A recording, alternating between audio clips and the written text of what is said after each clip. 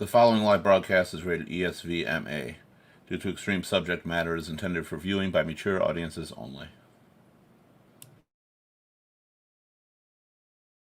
Don't forget to like, share, subscribe, and follow Ear Shoulder Voice on YouTube, Facebook, and Twitch so you can live chat during the broadcast.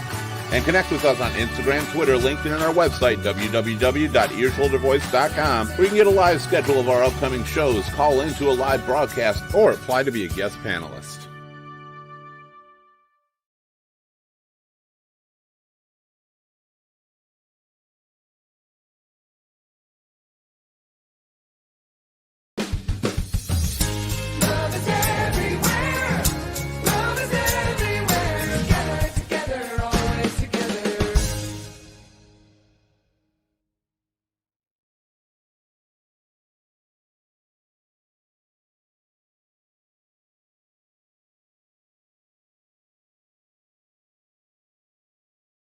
Good evening, everybody, and welcome back to another episode of Ear, Shoulder, Voice. I'm happy to have everybody here today. Today's topic, we're going to be talking one of our deeper topics that we've discussed, and something that has affected everybody one way or another. And it doesn't matter who you are, where you live. You've experienced it, you've seen it, but the worst part is some people don't even know they ever have. Some people don't know they're part of the problem. Some people don't know that they're actually experiences situations like that because they're so used to it.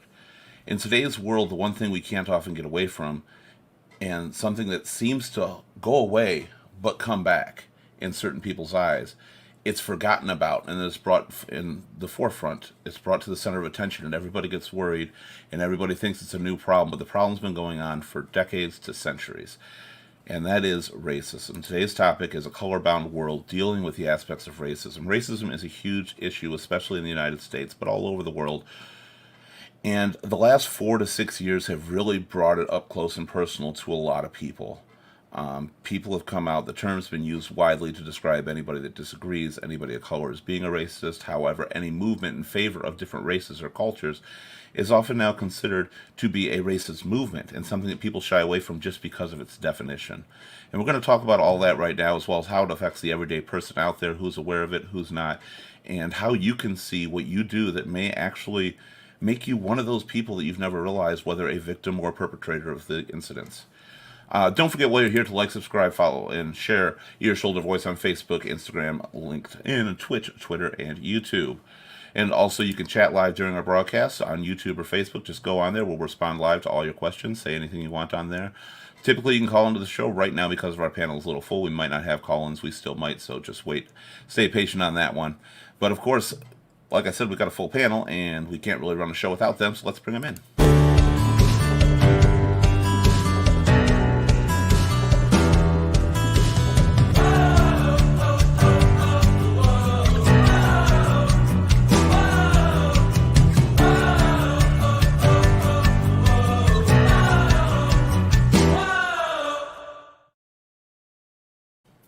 All right, our first panelist tonight we're going to bring on, she hasn't been on the show in a while, but we're glad to have her on here again. She's been in Florida. She's having a good time. Please welcome Linny. Linny, how you doing? Great. Hope you can hear me. I can hear you. You look a lot better than you did during testing during the opening there. Okay. All right, yeah. Good. I can you might hear see you. A horse behind me. It's all good. It's all good. It's definitely dark where you are. Are you outside? I'm outside. I am outside of a friend's camper using her hotspot with a horse right behind me. You're definitely not in Michigan then if you're outside. Actually, you could be. It's actually really nice weather up here in Michigan right now. Mm-hmm. But I can tell by the shirt, even like Ashley saw you earlier, she said with that shirt she knows that you're down in Florida, the weather must be nice. And it's got to be. So how have you been? I've been great, I guess. I'm out of the cold. Out of the cold? Well, that makes it great automatically. This is how I get out of the cold. Yeah, I'm out of the cold, and I'm around friends and horses. And I'm doing the COVID thing outside so I can actually be around people. I never would have thought about that. But yeah, doing good because you're around friends and horses. Horses just never would have come into my conversation. But it's got to be nice actually having them around. So we're talking about racism. Do you think that has ever affected you or your area, your family, or your friends at all? I think it's affected every single person in the world, whether they know it or not. And yes, definitely. Right. Definitely it has, with both friends and family. So, in different levels. So you've definitely seen it, and you've seen your fair share of it. Yeah. I have a question for you before we bring our next panelist in. I'm going to ask a few people questions like this to start it off. Do you think that you've ever done anything that people would consider racist yourself?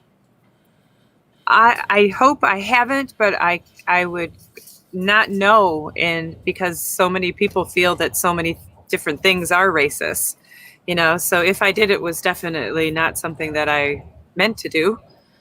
But okay, that's what that's what I was saying at the start of the show is a lot of people don't even realize it. Right. All right, I'm going to bring in our next panelist right now, also from Ear Shoulder Voice. Please welcome Gail Marie. Gail Marie, how you doing? We lost a few people that come back. Not bad. I'm here in Florida, loving the warm weather. You're Florida too. That's right. Yep. So things have been going good. I'm glad I could be a part of the show tonight. You don't look like you're outside like Lenny. You got a lot of brightness behind you. Yeah, I have my very non-decorated white wall behind me. So just inside tonight. That's We're gonna call you Hey, Brandon. let's focus. Yeah. We'll have to get somebody to decorate your walls like we did for Brandon. He used to show up with nothing on his walls. We had to fix that. All right. So you know about tonight's topic is racism, and apparently you've dealt with things similar with your family, correct?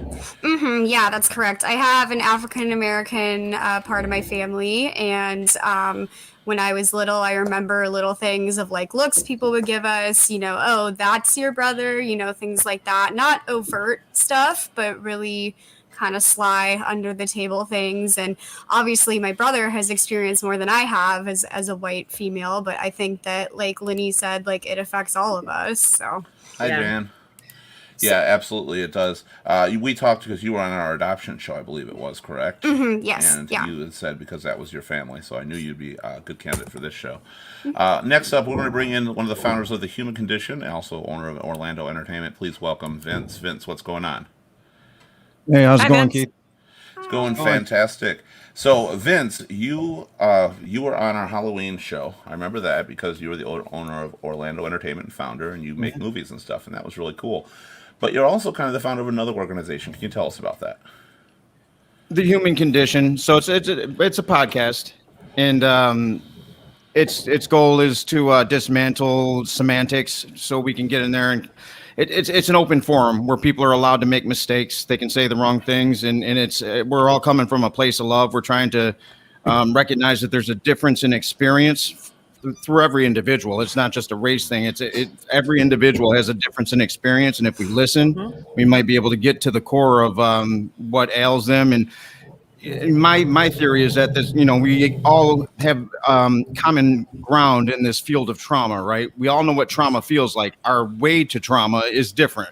So I don't know exactly what it feels like to be a black man in America and experience racism, but I know what that trauma feels like. I know what it feels like to be disconnected, alienated. So I'm always having conversations to try to get to those mechanisms so that we can relate there and kind of take away the triggers of, I mean, some of these words just they carry a stigma. The press does what it does, and so if we can get to a common ground of we've all experienced trauma, hurt, pain, and we don't want to experience it, we don't like it, we'd like to gravitate towards something else, then I think we can. I know for a fact because the conversations have gotten they're not so difficult anymore. They're difficult from an outsider perspective, but we just chop it up, and you'll see Phil when he comes on. This is what we do every week. Well, we're going to bring him in right now. We're going to bring him in right now. Phil, how you doing? I'm doing well, Keith. How about yourself? I am doing absolutely amazing. I'm glad to have you here. I'm actually glad we've got quite a few members, or we should have quite a few members coming in from the Human Condition as well on here. So this was a topic. Now, I was a little leery on this, and hopefully you can help me out here, because I was always afraid if I brought somebody on, that a black person wouldn't want to do a show about racism because of what's been going on in the media for the last couple years especially. So first, hello everyone. Nice to meet you all as well. There's a lot of black people that don't or wouldn't want to come on and talk about racism for a variety of different reasons. Number one, black people aren't being racist to themselves, in this context of what's being shown on the media. So it's not necessarily our responsibility to fix the problem. But I personally feel like it must be talked about, and a lot of times you need to hear it from a perspective that you just don't that's different from yours because you may not understand what's going on. And if I can be someone who can give you a different perspective or give you the perspective that you need to see, then I'm happy to do so.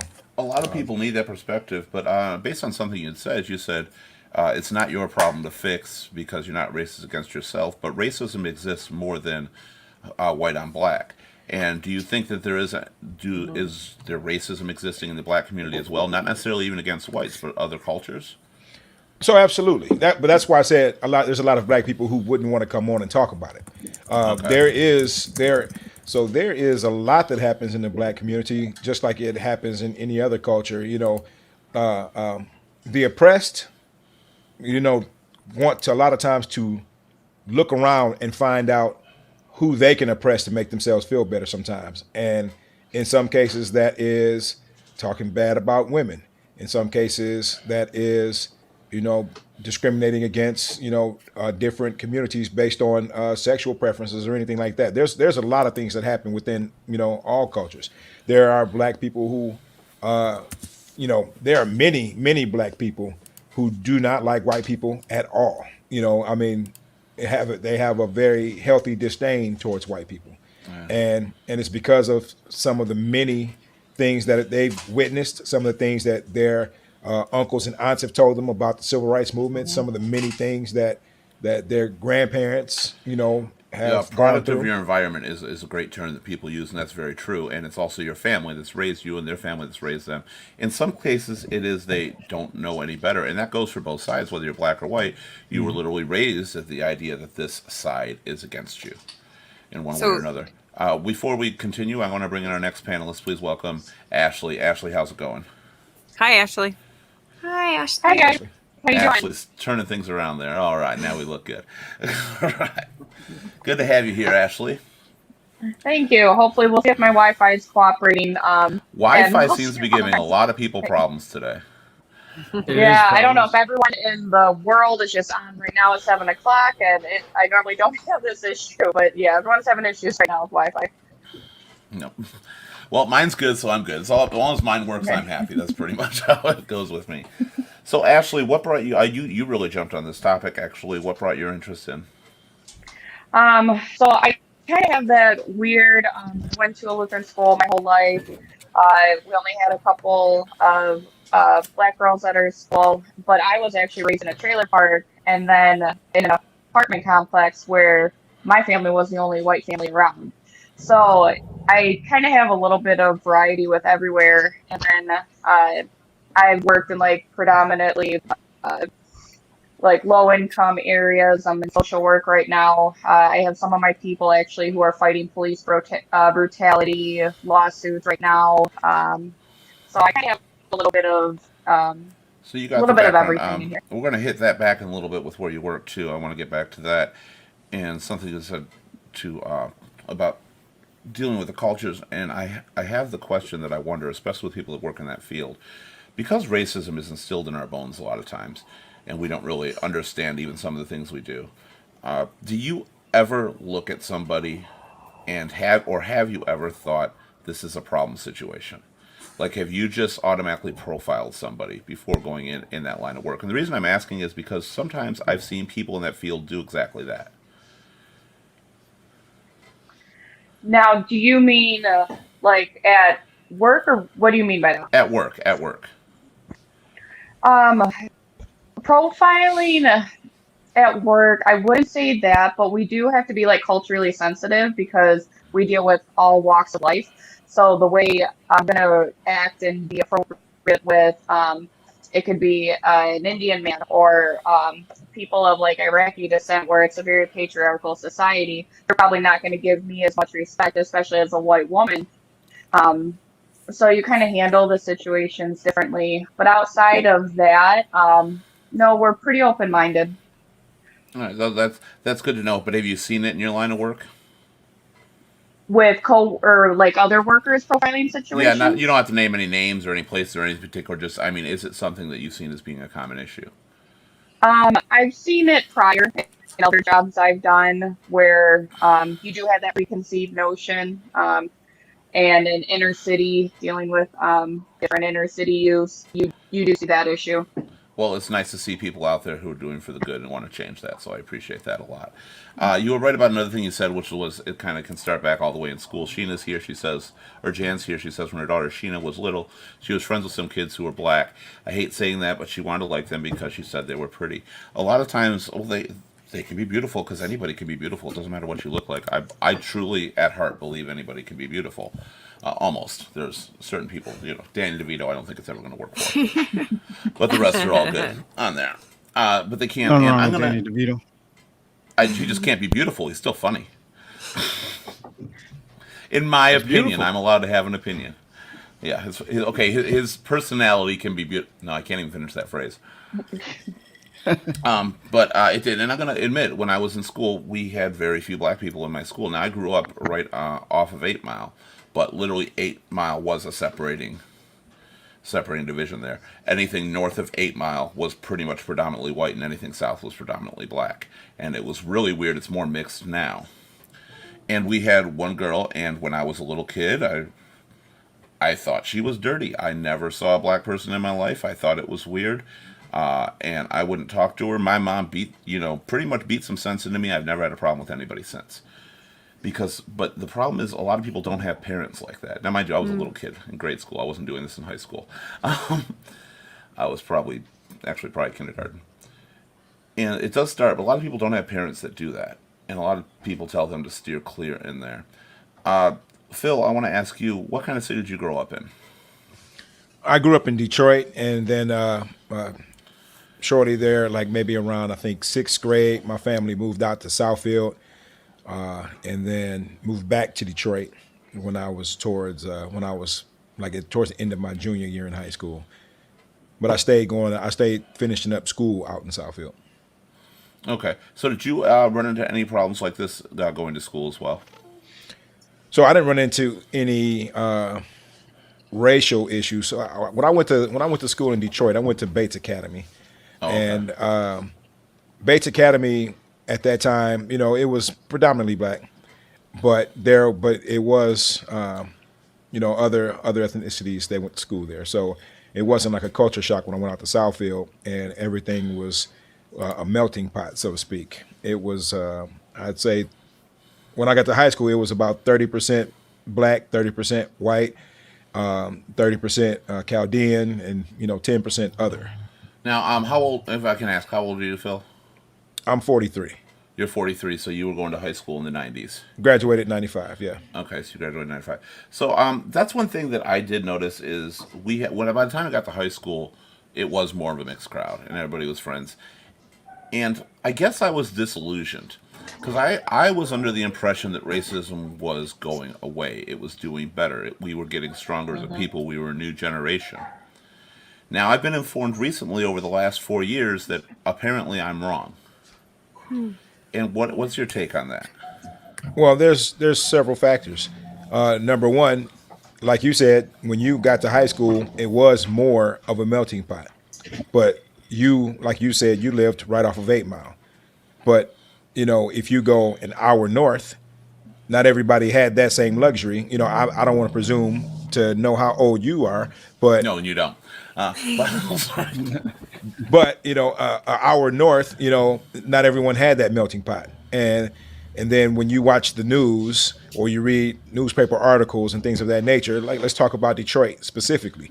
If you go on one of the newspapers, Freep.com or Det News, and you look at the comments in any of these articles where it talks about, politics or race or anything like that, you still have people who are very, very viciously, if there's something where a black person did something in Detroit, oh, such animals, and and comments like that.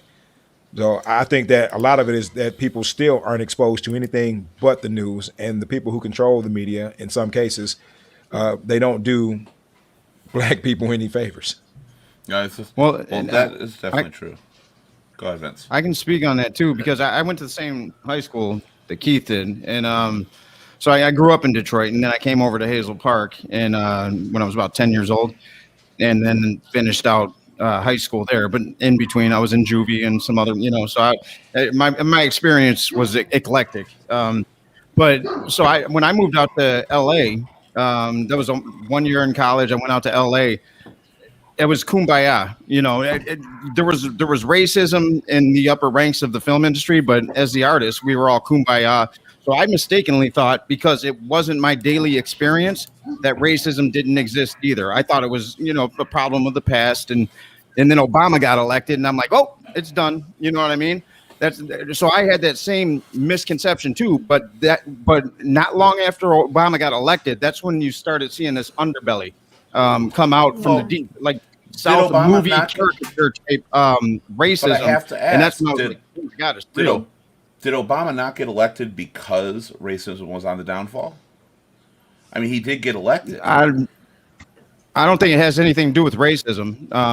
Well, if racism, Obama would have ran in 1960, he wouldn't have run, or he wouldn't have won. He wouldn't have won. Yeah, racism is way deeper than that. Way deeper than surface. I'm not saying I know it still condition. exists beyond, and I know that it never went away. I'm never saying it did. But the fact that we did elect a black president, I thought, was that we were moving culturally forward. Well, there's a few factors. It was a step. Go ahead. I'm sorry. I didn't mean to cut you off. No, feel free to cut everybody off. That's what we do. We got somebody else to bring in a minute, too. I was just going to say the one thing that President Obama did is he galvanized a community that very, very rarely voted because of the fact that they felt like their vote didn't count. Right. And when you went out there in his first term, 2008, voting was a couple hour wait, and everywhere, because everyone was coming out to vote, and that's part of the reason why he won, because it was such a monumental thing. Right. And of course, there's a lot of people who would say, well, yeah, we had a black president, so of course racism can't be alive anymore, but it's not the case. Okay. That's what, because I always thought, and I do think that when he got elected, like I said, my opinion is that we were improving and we were stepping in the right direction. But I do think you saw more that it still existed at the same time. Well, especially I work, like Vince was saying, you go the hour north. Well, I worked about a half hour, 45 minutes north. And trust me, in that area, I definitely saw the difference in the cultures from where I grew up there, especially when Obama was elected. And I saw it even more so when Trump was elected. Mm-hmm. And I've seen it more so this last election. That it is, and I just feel we're going backwards. Like I said, I have somebody else to bring in. Just hang tight. He's backstage. We're going to bring him in just a minute on there. I just wanted to get through some of these questions. And I'm going to go over to Gail Marie, because we were talking about the school thing. Yeah. Do your brothers have any kind of issue right now in today's world? As I said on the adoption episode, I'm not as close to my brothers as I would like to be. But from what I've heard and what I've seen on his posts, because I follow him on social media, he's frustrated. And I think a lot of people are frustrated right now of both races, because he works really, really hard and doesn't get half the respect of his other coworkers because of their race, in his view. And he is in a small town that doesn't have a lot of people of other races besides white. So he has to deal constantly with racism and with rejection and with fear. And, he feels like he can't even walk his dog down his own neighborhood sometimes. So I think when he was younger, I'm what they call a millennial. So our generation was a lot better about being that melting pot and being there for each other. Fucking millennials. I know, I'm that generation, but I'm a good millennial. I'm one of the good ones. But we're all good. We skipped it by just a couple of years. Yeah, just a couple of years. But I think that during his schooling, he didn't see as much of that. But now that he's going to be a counselor, he's in his schooling right now. He sees a lot of that because he works with athletes and he works with a lot of different people from a lot of different communities. So That's right. All right, I'm going to bring our next person in right now. He is a vegan bodybuilder. He's a life coach. He's a motivational speaker, and he also wrote the book Love Over Fear. It's a guide to peace and purpose. Please welcome author Monk Eternal. How you doing, Monk? Hey, what's up, everybody? Hi, Monk. Well, I've been sitting back listening to y'all for about 10 minutes. Very interesting. I didn't know Yeah, I was gonna. I was just kind of being sneaky back here backstage, but I was watching you. They can't see you. I can see you. I hope not. Don't record it. So yeah, I just been back here. How's everybody doing? I know when to look back up at the screen. Everybody So, good? Monk, good. How about you? we're fantastic. Man, beautiful. Monk, you wrote the book Love Over Fear, A Guide to Peace and Purpose. Can you tell us about that book? Yeah, well, it was I was started my speaking little career, whatever you want to call it, and I seen a video. First of all, I was going to do a speaking engagement. Usually when I speak, I just speak from the heart. I'm just like, whatever comes through me, I'm just going to say it. Somebody's there waiting for this message. And then I was watching a video and it says, what do you give your audience when you do your speaking engagements? What do they take away from you? And I was like, my energy, but energy is always moving and transforming. And my words sometimes go in one ear and out the other. And, you go back to your regular life. But one of these times I was getting ready to speak, I wrote 10 principles down. And I said, I'm going to speak from these principles. So time comes, I don't speak on them. I shelve them. So when I seen this other video come up, I said, this is what I'm going to give my audience. I'm going to write about it. And everything falls under these two categories. Racism falls under fear, right? Right. Anti-racism falls under love. We have to understand that we are all connected at the deepest level. And this racism stuff is just surface stuff. This is subconscious programming. We gotta go deeper than that. This is stuff that's just on the surface. And I want to to bring me, up. Oh, sorry. no, I to wanna me, bring up- like back in the day, racism, I felt victimized, right? I felt like everybody was judging me to see me. I was always cautious of what place I went, whose house I went to. Always, I was dimming my light because of what other people thought about me as racially. And now I don't dim my light for anybody. And I understand if we shine our light bright enough, they're gonna look past what they thought about you. And this is my experience now. I walk into anywhere, I'm just like this. I don't dim my light for anybody. And I think it really gives people that have a certain opinion that they were given about a certain race, it blows it away. It just tears it down. So whatever you thought about someone that looked like me, a bunch of tattoos, the way I look, and I come in there and I show you love, you're gonna think different and not be so quick to judge a person by the way they look. To me, it's just silly. The whole thing is silly, but the problem is people are losing their lives behind it. You see what I'm saying? Yeah, So we've always asked. We had a show. I can't remember what the specific topic was. They asked what you wanted, and I said I wish just people could look past the shell. They could open the book for a change, and people still can't do that in today's day and age, and it's ridiculous. You mentioned the fear. You mentioned with a lot of people, it's fear. Jan says, Bill, her friend, lives just before 8 Mile in Michigan. I actually didn't know that, and it scares the hell out of him because he was attacked before. Now, Jan, we had a show a few months ago that we did. We were talking with Nikki, one of our panelists, and she had mentioned something about being fearful of a community because she was attacked and raped by the community. And I brought up something because that always bothers me when somebody says that. It completely does. Because I asked Nikki, had the same thing happened to you by a white person, would you hate the white race? Because she claimed she was not racist in any way.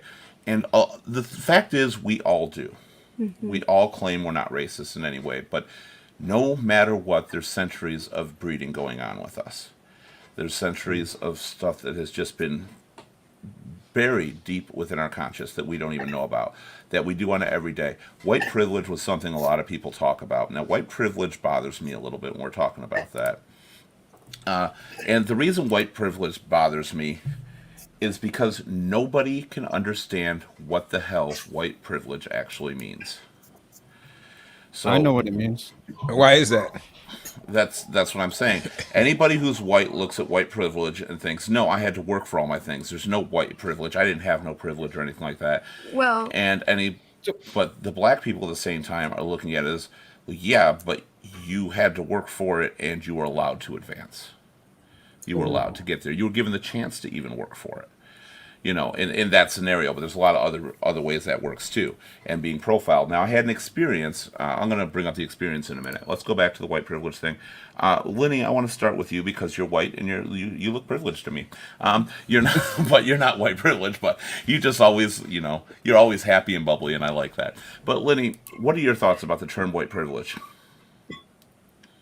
Well, to me, I think it's just wrong across the board. I think we're all the same, to be quite frank honest. But I know you asked me that question, but I wanted to go backward, rewind a little bit, because Phil said something about if you lived an hour north, which I lived an hour north of what you're talking about. It's a completely different world, an hour of Detroit. And I grew up in Romeo, okay, this little town, and there were very few Black families there, and the ones that were there were my friends.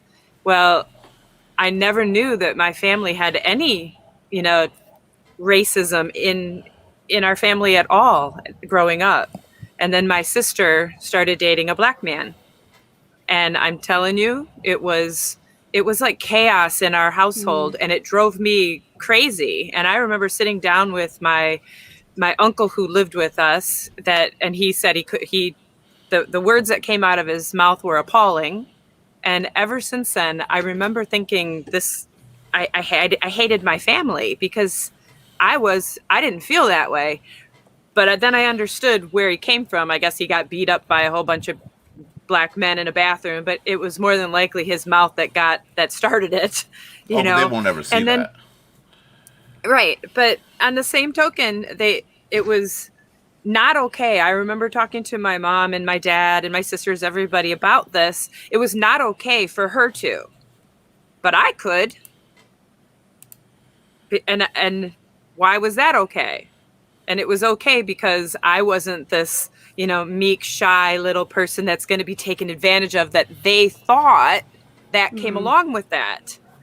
And I could take care of myself, and I, you know, whatever I chose was fine. But that was the first time that happened to me, and it was in my teens. And ever since then, it made me always like disagree with people whenever they would treat somebody like that in any way, and not just Black and white, but, you know, whether you're fat or skinny, or whether you're blonde or brunette, or woman or man. There are a lot of things that are kind of on the equal side of racism, but they're not as deep and bad. And that goes to sexism. That goes to what I like to call weightism. Obviously, being a fat man. There's a lot of people that are profiled for different reasons like that. And some of them have no choice, like the sexist, being a woman or being a man doesn't matter. There are overweight people who, it's not because they eat a shit ton and, you know, Golden Corral was their home for 10 years. It's just because runs in their family, and they try and they have to struggle to get further. So there's ways that what I'm saying about that is there's ways that people can use to relate to what's going on with other people, but these same people that are dealing with it don't. Okay, so here's a step further. Okay, so I have 2 autistic boys, so everywhere that I walk, I get funny looks and things like that, and judgmental stuff. And a friend of mine, I'd never wanted to bring them to church because, you know, they got to sit still and all of that. Well, this particular person brought me to a church that was predominantly Black in Detroit, over by Wayne State. And it was the only church that I wanted to keep going back to, because I've never felt so accepted with my family. And I'm just going to throw that out there. Every single person in that church, I looked like the person that didn't belong there. And I never felt so welcomed in, you know. So I hate all the racism in this world. I wish we could all get along like I felt in that church. Keith, can I say something about the privilege that you wanted to talk about? Is that all right? Yeah, absolutely. Everything is all right. Talk over people say that. Sorry, the anxiety just gets to me sometimes. I don't Before you start that really quick, I wanted to let you know, Monk, your mic is muted right now. I don't know if you realize you muted your mic. And we lost Ashley. Ashley's internet totally went to crap, and we lost Vince for a second too because he was frozen for a minute. Go ahead, Gail Marie. Okay, so I just wanted to say that I am listening to an amazing speaker and writer, and I can't think of his name because I have a terrible memory. That good, huh? But he wrote a book called Uncomfortable Conversations with a Black Man. And he has these YouTube videos where he has conversations with police, and he has conversations with, stars that are upcoming and actors and people in the NFL and stuff like that. And he explained white privilege in a way that I'm going to try to remember. I don't think I'm going to say the exact words, but it's like we're both in a race and we want to get to the end of the race. We want to win, but the white people are given a 30-second head start. So even when the other person goes, they're going to have to go even faster to try to keep up with you, in that way. So that's kind of how I see it. I think that certain things are easier for people of the white community. Well, it's the same token by that. It's also they're given a track to run on a lot of times. And I do believe that a lot of people of African descent are totally, running through the forest, through the mud during a thunderstorm to try to get to that same destination. Right. There's a lot of things they have to do. There's a lot of places they have to not be at certain times to get there. Now, this is an opinion. Now, the problem is 4 of us on this panel right now are white. Mm-hmm. These are our opinions of how it works, but we've got 2 other people on here that are not. Are we right or wrong in our way of thinking? You want to take that one, Monk or Phil? Phil? Yeah. Let me jump on in. I'll say that. So first, to explain privilege, because I work in a field that is predominantly white and has been for a while, trades, and so when I talk about these things, because sometimes I have uncomfortable conversations, I try to explain to them like this. I say, listen, I got my job, and I get many of the interviews that I've gotten because when you look at my name sounds Caucasian. Right. So I don't have a problem getting an interview. And then when someone interviews me, I interview well. And so, I've been given the opportunities. That is a privilege. And people don't necessarily understand that because someone who doesn't have a name that sounds like Philip Reed may not get that same interview specifically. So I try to explain privilege like that. Now, from there, when you talk about black people not having the same privilege as white people, you have to look at it like this. I mean, we talk like the young lady when George Floyd was murdered, assassinated. She talked about the Monopoly game and how many people have gone around the board over and over and over and over and over.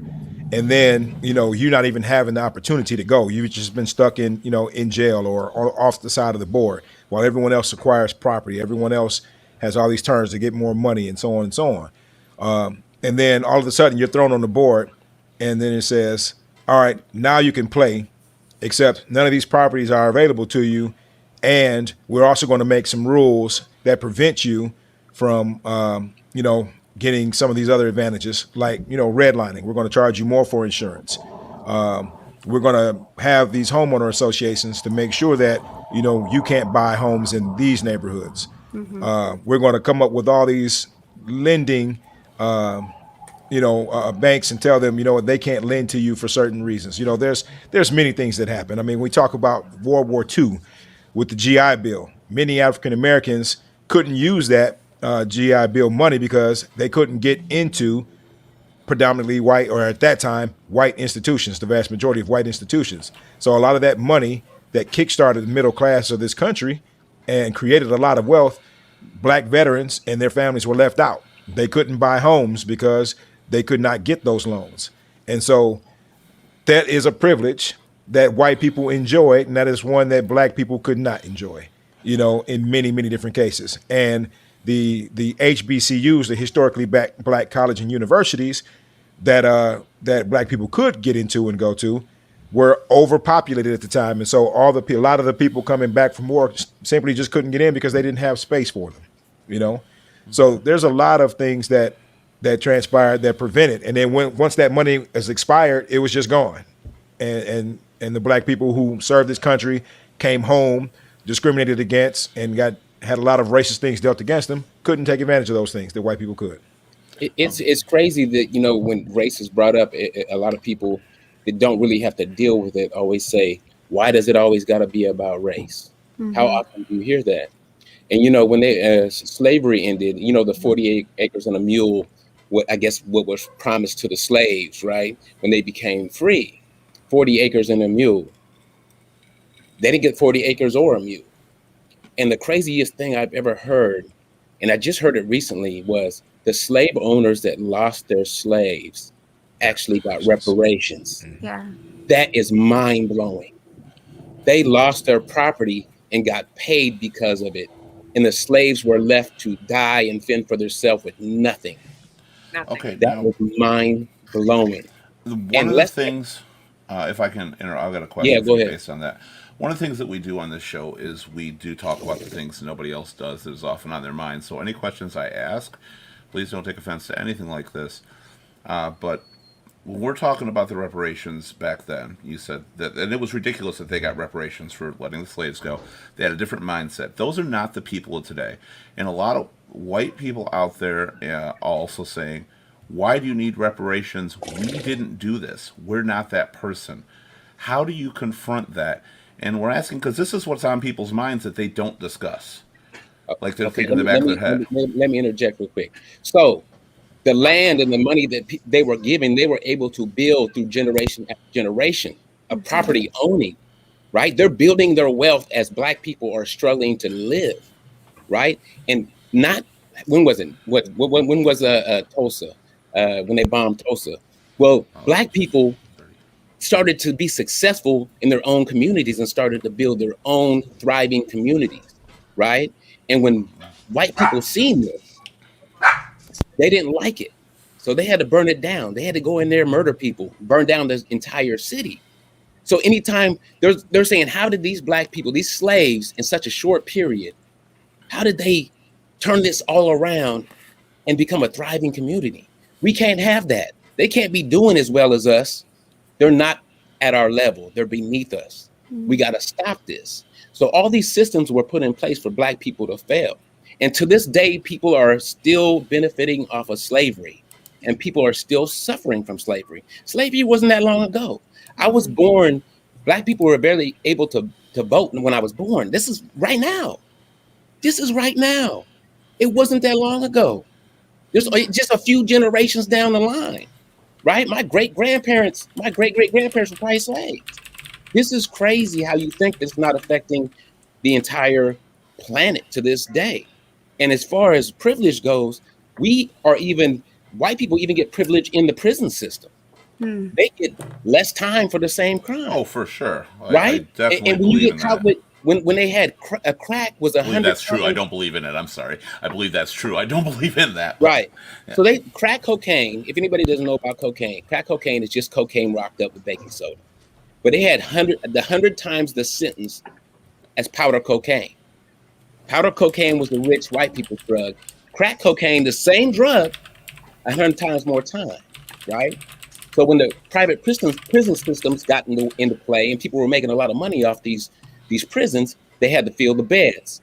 Guess who filled the beds?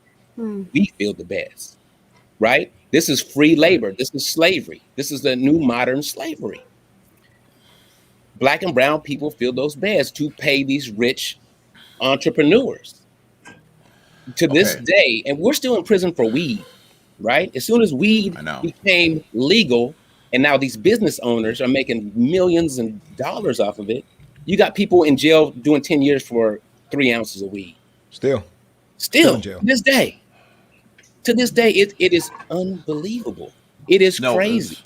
The thing is a lot of this exists and we don't see it, and that's why it's good to have people on here, especially right now, who are pointing out some things you don't see when you are thinking that the world is a better place. Now, I still overall do believe the majority of the world is a better place, because I do believe that there's a lot of people, yes, they have privilege, but they're not giving themselves their own privilege.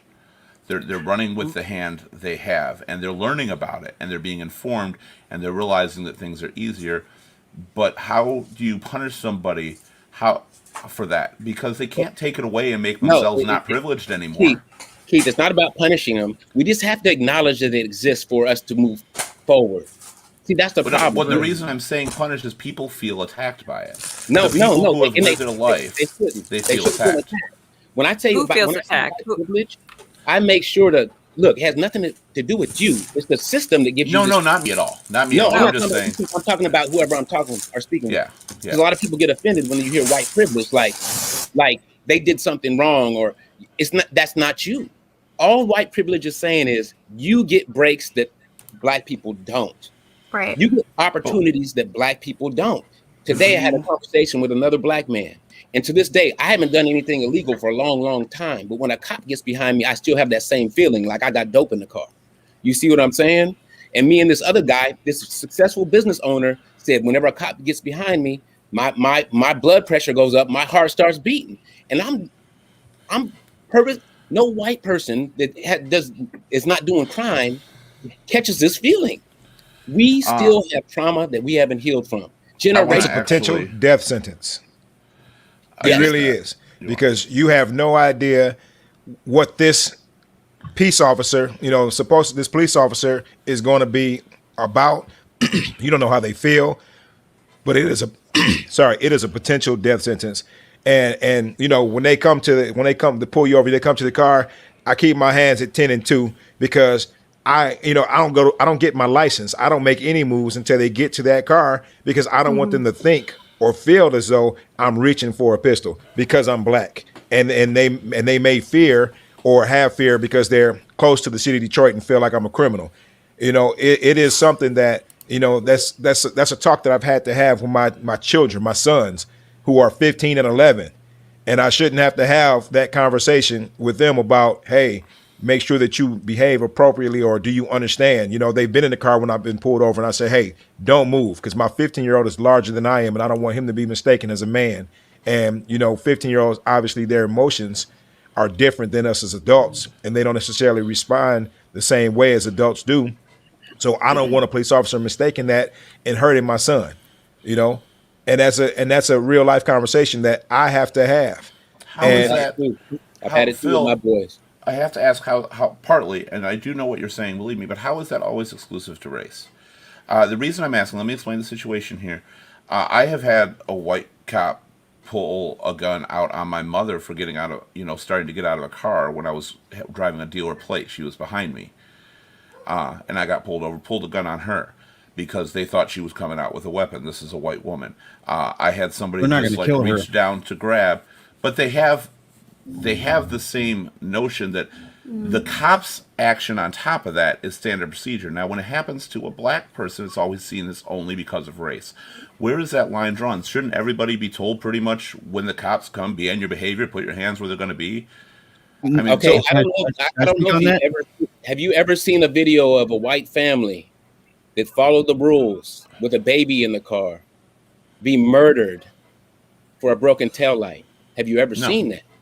Right? No, I'm not saying it doesn't exist, but I'm saying every action I don't think is always about what I'm race, saying, and that's what I'm getting bombarded with. Police officers have so much patience when it comes to certain people, but when it comes to other people, none at all. Right? When I was driving up in the Oakland Hills shortly after George Floyd got killed, and I'm in the hills, right?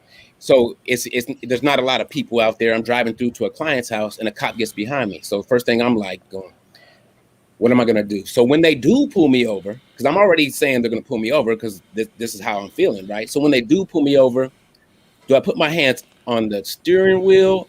Do I pull to where there's more people? Do I pull into someone's driveway? Do I reach for my ID? Because Philando Castile, when he reached for whatever they told him to reach for, they killed him. Do I reach for it, or do I just stay there and just have him pull me out the car? All these scenarios are going through my mind, right? There's even a set of rules to help you be safer when you get pulled over. White people don't go through this. There's a set of rules that says have your ID up on the dash so you don't have to reach for something when they ask for your ID, so they can just grab it. You know what I'm saying? Things like this. It's just a different reality when it comes to black people. It's a different reality. Now, mind you, please understand. I'll get back to Vince one second. I'll ask, but never mind. Go ahead, Vince. I'll ask in a minute. Go ahead. And from a white person's perspective, who's experienced both, I know what it is to navigate through white privilege. I grew up in Detroit and came over speaking with an accent. People said I talked black. I had to deal with that. When I learned to talk white, things got a little bit easier for me. But like here's what my view of white privilege. When they pulled that black family out in Denver out of their car with a 6-year-old kid and had guns drawn on them, you ain't doing that to me. There ain't no way I'm not going to feel the threat of death because I'm going to tell you, get your gun off me, and I want your badge number. And now I grew up dirt poor for anybody's standards, like black, white, whatever. Like I was poor. So I didn't have privilege in that way, but it doesn't mean that. It just means that there's a system that's in place to where you can navigate easily if you look a different way. And now it's a lot of times if you speak a different way, you got the Candace Owens and like that. But the thing is, the racism, even if it's not overt, it's ingrained in our brains. So I was looking at some of these pictures the other day of these kids that where they would have these mass hangings. And they would go out there and they would celebrate after they would lynch black people. And there's kids out there watching. And you see the looks on the kids' faces. They're fucked for life. Like there's no coming back from that. So when you're taught that somebody's an animal, and this is back here in your amygdala, like when you go into fight or flight, your survival mechanisms are back here. So we're all traumatized. They can't get into their neocortex to where they can even process logical information because the better part of them says, I don't believe in racism. Like that's what we got to get past is this thing. Look, the brain's been programmed, and if you can't see it in the system, then you're never going to see it because you're too busy defending yourself. Once you go into defense mode, there's no logic to be had. So I know that past something. I work through trauma. How do you get past something if it's constantly thrown in your face, though? You work at it. You deal with it. The reason I'm saying, okay, my mother, this is a different situation. My mother dies. I need to get over it. But every time I see people, so your mother died, sorry, your mother died, sorry, your mother died. It's really hard to get over shit when it's constantly thrown in your face that it's going on, even though you realize it's true and you've been dealing with it how you can deal with it. Don't you think that sometimes that goes overboard and that pushes people too far and it actually pushes them towards racism? Imagine being black every day. Right. Imagine dealing directly with racism every day. They don't want to hear about it. We don't want to deal with it. But right? why? Where is the value in punishing others for that to make them feel the same thing? It's not punishing. I'm not saying they're being punished. I'm saying the view of people get when they are attacked like this. No. When somebody says white privilege to somebody who lives the hour north of 8 Mile, they feel attacked. Wrongfully, they feel attacked, but they feel attacked. So to them, it is a punishment thing. So how does that solve the issue? Doesn't that actually build the racism in their minds? They've got to step back. Ask questions. They've got to take a step. They'll get to it. Sorry, yes, Vince. Communication and talking, absolutely. But the thing is, you have to take a step back from your own personal experience sometimes and just say, you know what? I'm going to take me out of the equation, and then I'm going to look at the situation and see, how this person feels about somebody else. I had an admin that I worked with a while back, and older white woman, and we talked about white privilege and things of that nature. And she says, well, why should I be punished or why should I be talked about? Because I grew up and I had both parents in my house because, we had a nanny. And I said, you shouldn't be punished. I said, but you have to understand the things that you had the ability to attain, and achieve. Other people may not have had that same deal. Someone whose family can't afford to feed them, somebody whose family can't afford to feed them, and they go to school on a daily basis as, first through fifth graders, and they're always hungry, they may not be able to concentrate in school. And because they're always thinking about, I'm hungry. And so then all through the fifth grade, they're not learning. And so then now in the sixth grade, when school picks up a little bit because it's junior high now they're a little bit behind. And so the system might call them stupid, and then they get pushed into a category where teachers are not as patient with them. There's mitigating factors. And yes, that's not a race thing. That's an economical thing. Well, I was going to say, in fairness, me and Vince went to the same school. We had a lot of stupid people there. So it does exist either way. Very poor. And they were also very poor. I got a question for everybody. I got a question for everybody. Have you seen Amends yet? Amends. It's about the 14th Amendment. No, I haven't yet, but I will. I just heard about it. This whole conversation, it breaks this whole thing down.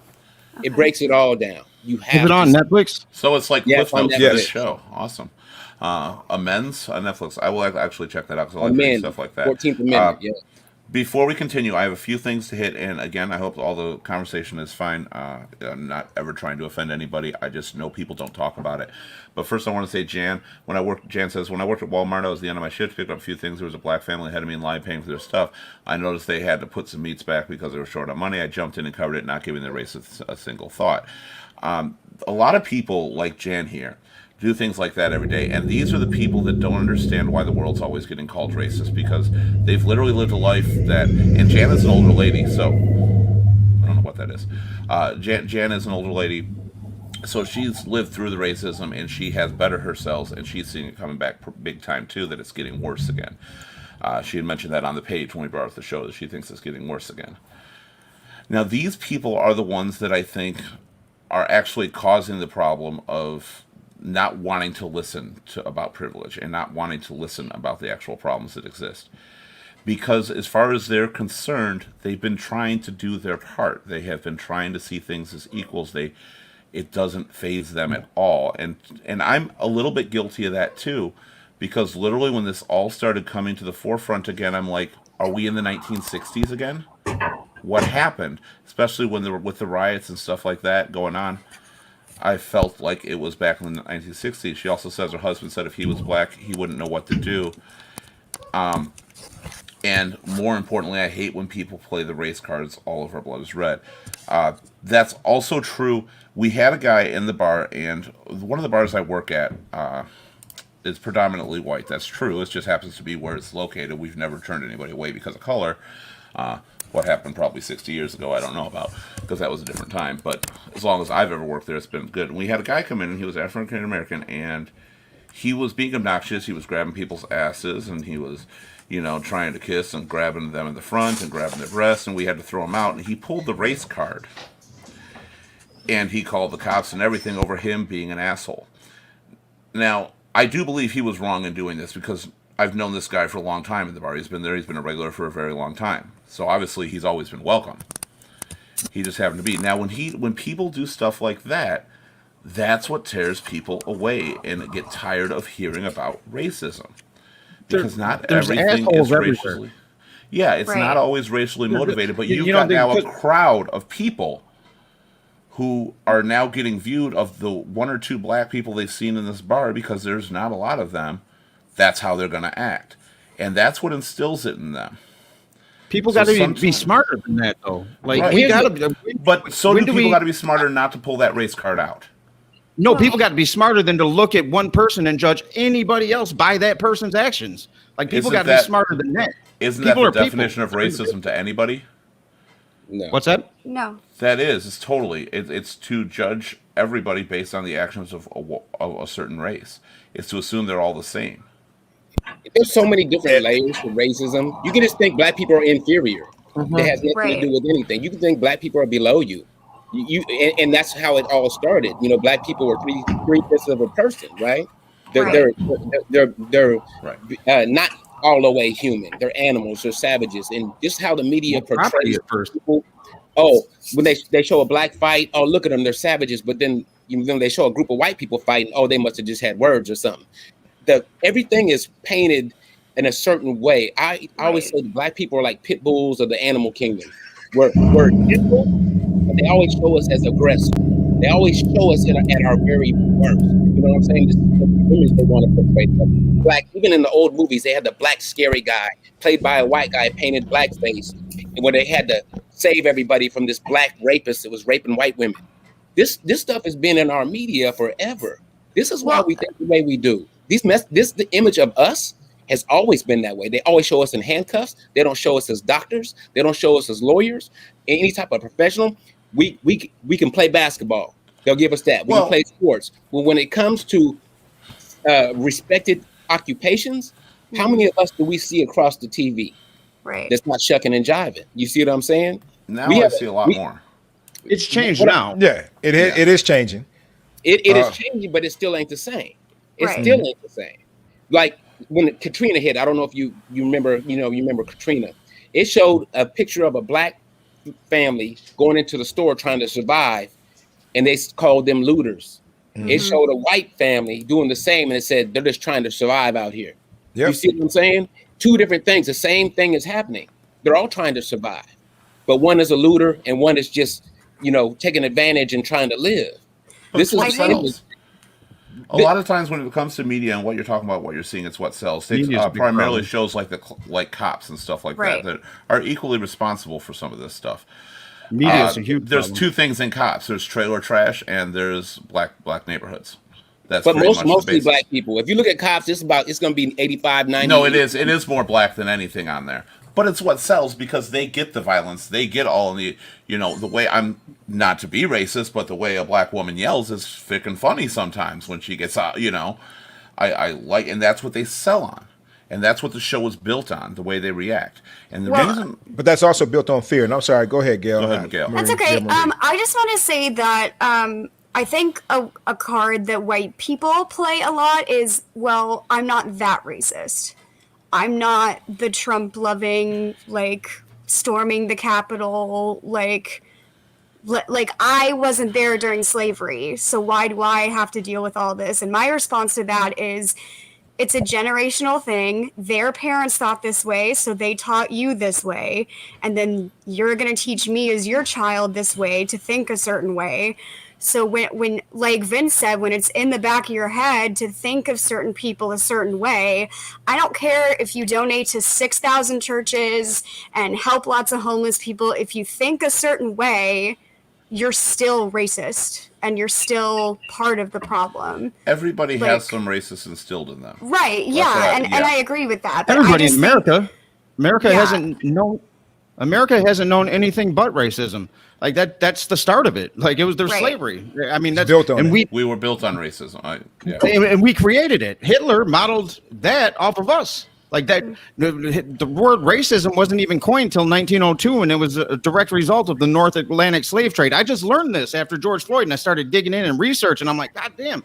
So I used to say, Americans didn't invent racism. Well, as a matter of fact, this is where, you know what I mean? Like, so that's all we've known. And to say that, I just want to bring this back to trauma because we've all been traumatized. So in PTSD therapy, cognitive processing therapy, I had to get back to the core. I used to blame my dad for all the bad things that I was and the things that I did.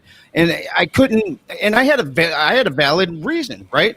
But what I was doing when I was doing that is I wasn't admitting that darkness it lived inside of me. And it wasn't until I finally was able to tap into that darkness, which racism would be, tap into that darkness and say, oh yeah, that's in me too.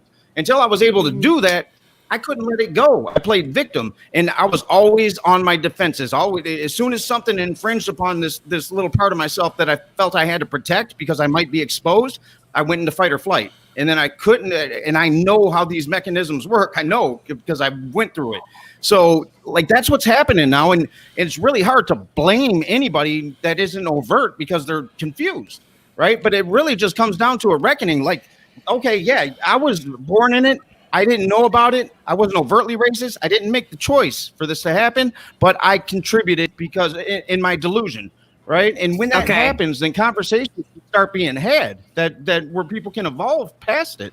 But Go it's ahead, got to be Lenny. admitted, acknowledged first. Absolutely. Go ahead, Acknowledge. Lenny. That's the key So- part.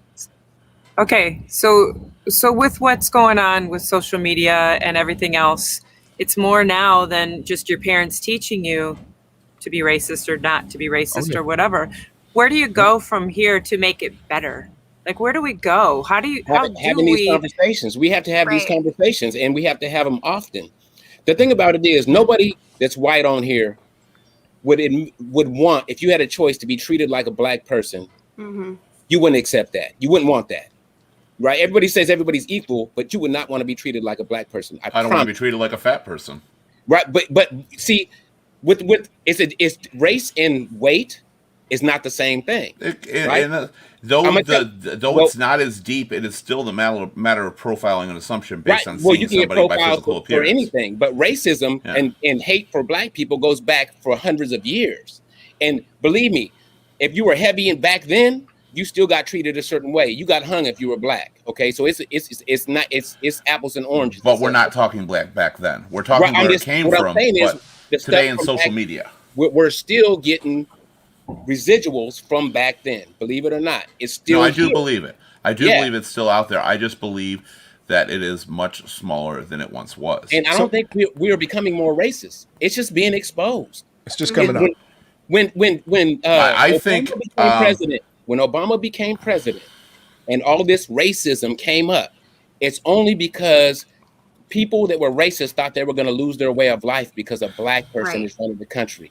Right. They And were Obama's scared. presidency and Trump's presidency made me definitely see how much racism still exists. They were out there. scared. They were scared. I and they didn't were- think they became racist. So no one. They didn't become racist. Listen to this. When you have But a black man that you think is inferior to you, Yeah. now top dog in the country, it's going to make you mad, Right. right? Or it does. You're looking at someone that went way farther than you in life, way more successful in your life. Matter of fact, is a leader of the free world. That makes you angry. So Here- can I Okay. jump in right quick, Keith? Yeah, go ahead. So Gail Marie, she said one thing, and she talked about having those thoughts. We are taught by our experiences.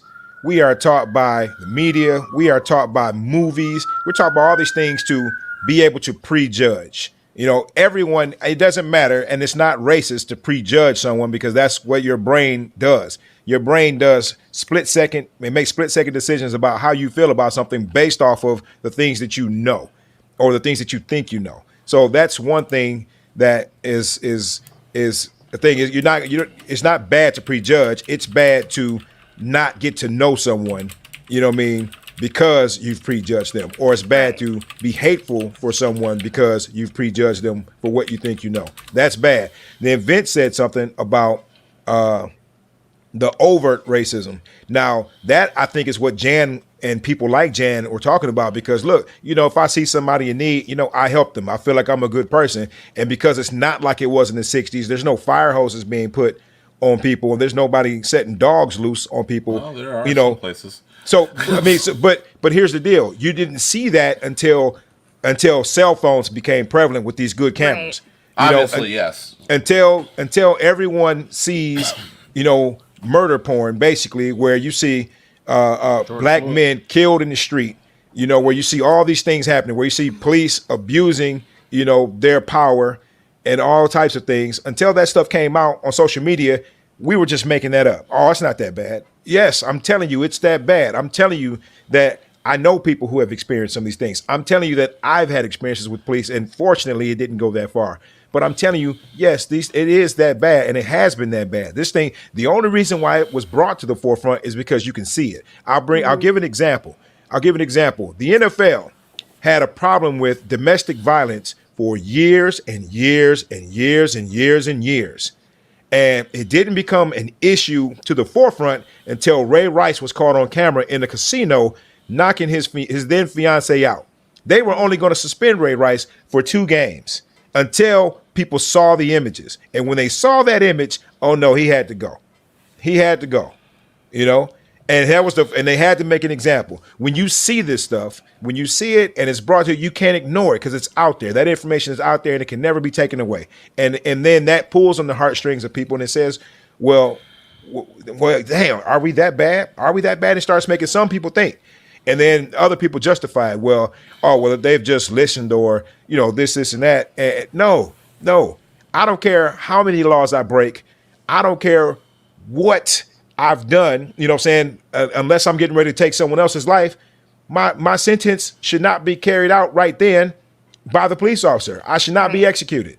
If I went and I robbed the bank, I should not be killed unless I'm attempting to kill them to get away. If I hurt someone, if I assaulted someone, I should not be killed right then. I should be able to face my peers in court to answer for my crimes and do the time if I am deemed guilty. But it's not. A lot of people aren't given that. You see it all the opportunity. time. Dylan Roof went in there and killed what? 11 people. Out here 9 to people. come, Yeah. to come into a church and pray with him, and they took him to Burger King or something afterwards before he got to jail. Killed 9 people that allowed him to pray together. Well, in With his fairness, handcuffs, Burger King is cheaper than the death not a mark penalty. on his face. So did you guys hear the conversation between the 2 sheriffs? I forget what state it's from, but they were talking about slavery. And one of the cops said they started throwing the N-word around, right? And he said, one of the cops said, they talk about slavery, but they didn't really have it that bad, you know. All they had to do was work. That's what they were saying about slavery. This day, this time, it was glorified for a lot of people. They said the slaves were treated so well, and they were taken care of so well, and a lot of them loved their slaves more than their own family. For a long time, especially in the 80s and 90s, slavery was kind of glorified. Not to the point they still said it was wrong, but they did point out they were so well taken care of, and we know that that's not the truth. No, go ahead. When we talk about systems, and I thought about this the other day. You know, we're groomed to celebrate Christopher Columbus, and he was an asshole. Like, everything about him was bad. Like, he stumbled onto this place. But aside from that, why throughout history aren't we taught American history, right? Because Black people had to overcome this. We get this little snippet of Martin Luther King, and that's about it. Then it's on to the next lesson. But if we're not really taught to, there's no Black heroes really given in schools, and it goes back to the system and how they're indoctrinating people. Because if people could really, because that's empowering. When you think about people who were brought over as property, stripped away from a continent, they can't get back over there. See, this is where racism comes into play. They can't get back over there. They look completely different than the people who are oppressing them. They can't do anything about it. So now they're stuck in this place, and they're called property. And then when they're not property, now they're 3/5 of a man. When they're not 3/5 of a man, now they can't wash their hands at the same sink. They're made to feel, they're made to hate themselves from day one. And everybody around them who's not them are made to hate them too. And I know from like the back of my hand, that shit don't go away overnight. And how it definitely doesn't go away is by not talking about it. You know what I mean? Right. It's got to be acknowledged. Somebody's got to acknowledge it. Talk through it. It's got to be fairly acknowledged a little bit. I want to go back to what Lenny had said and what Lenny had talked about with social media, because I have a problem with some of the social media said. Like you said, we see everything now. The problem is we don't. With social media, I think we're kind of going in the reverse situation here. And this is just an opinion based on what I see. Because you see all these videos, like you said, of the white cops killing the Black people, the unarmed Black men, or anything like that. You've seen so many of those. How many videos are posted of Black cops killing Black men? Almost zero. That exists too. But when a white person does it, it becomes fully the racial issue. The thing is why do Black cops do it and white cops is racist? Why are not some of these white cops possibly doing their job? So there was a video of a Black cop here in Detroit that killed a Black man shortly after George Floyd's murder, maybe about a month and a half afterwards. And what happened was the police chief reviewed it and released it to the public, and it showed that Black cop asked the young man, "Hey, what are you doing?" And he said, "Why are you reaching in your pockets?" And as he was reaching his pockets, he pulled his gun out, and then when he shot the young man and killed him, and so that was justified because that young man was going to shoot at the police. That was self-defense. So there are some cases where it happens where Black cops will kill Black men, and if it's not self-defense, then they should be held to task too. I'm here for police officers being held accountable, because they should be. They have more training.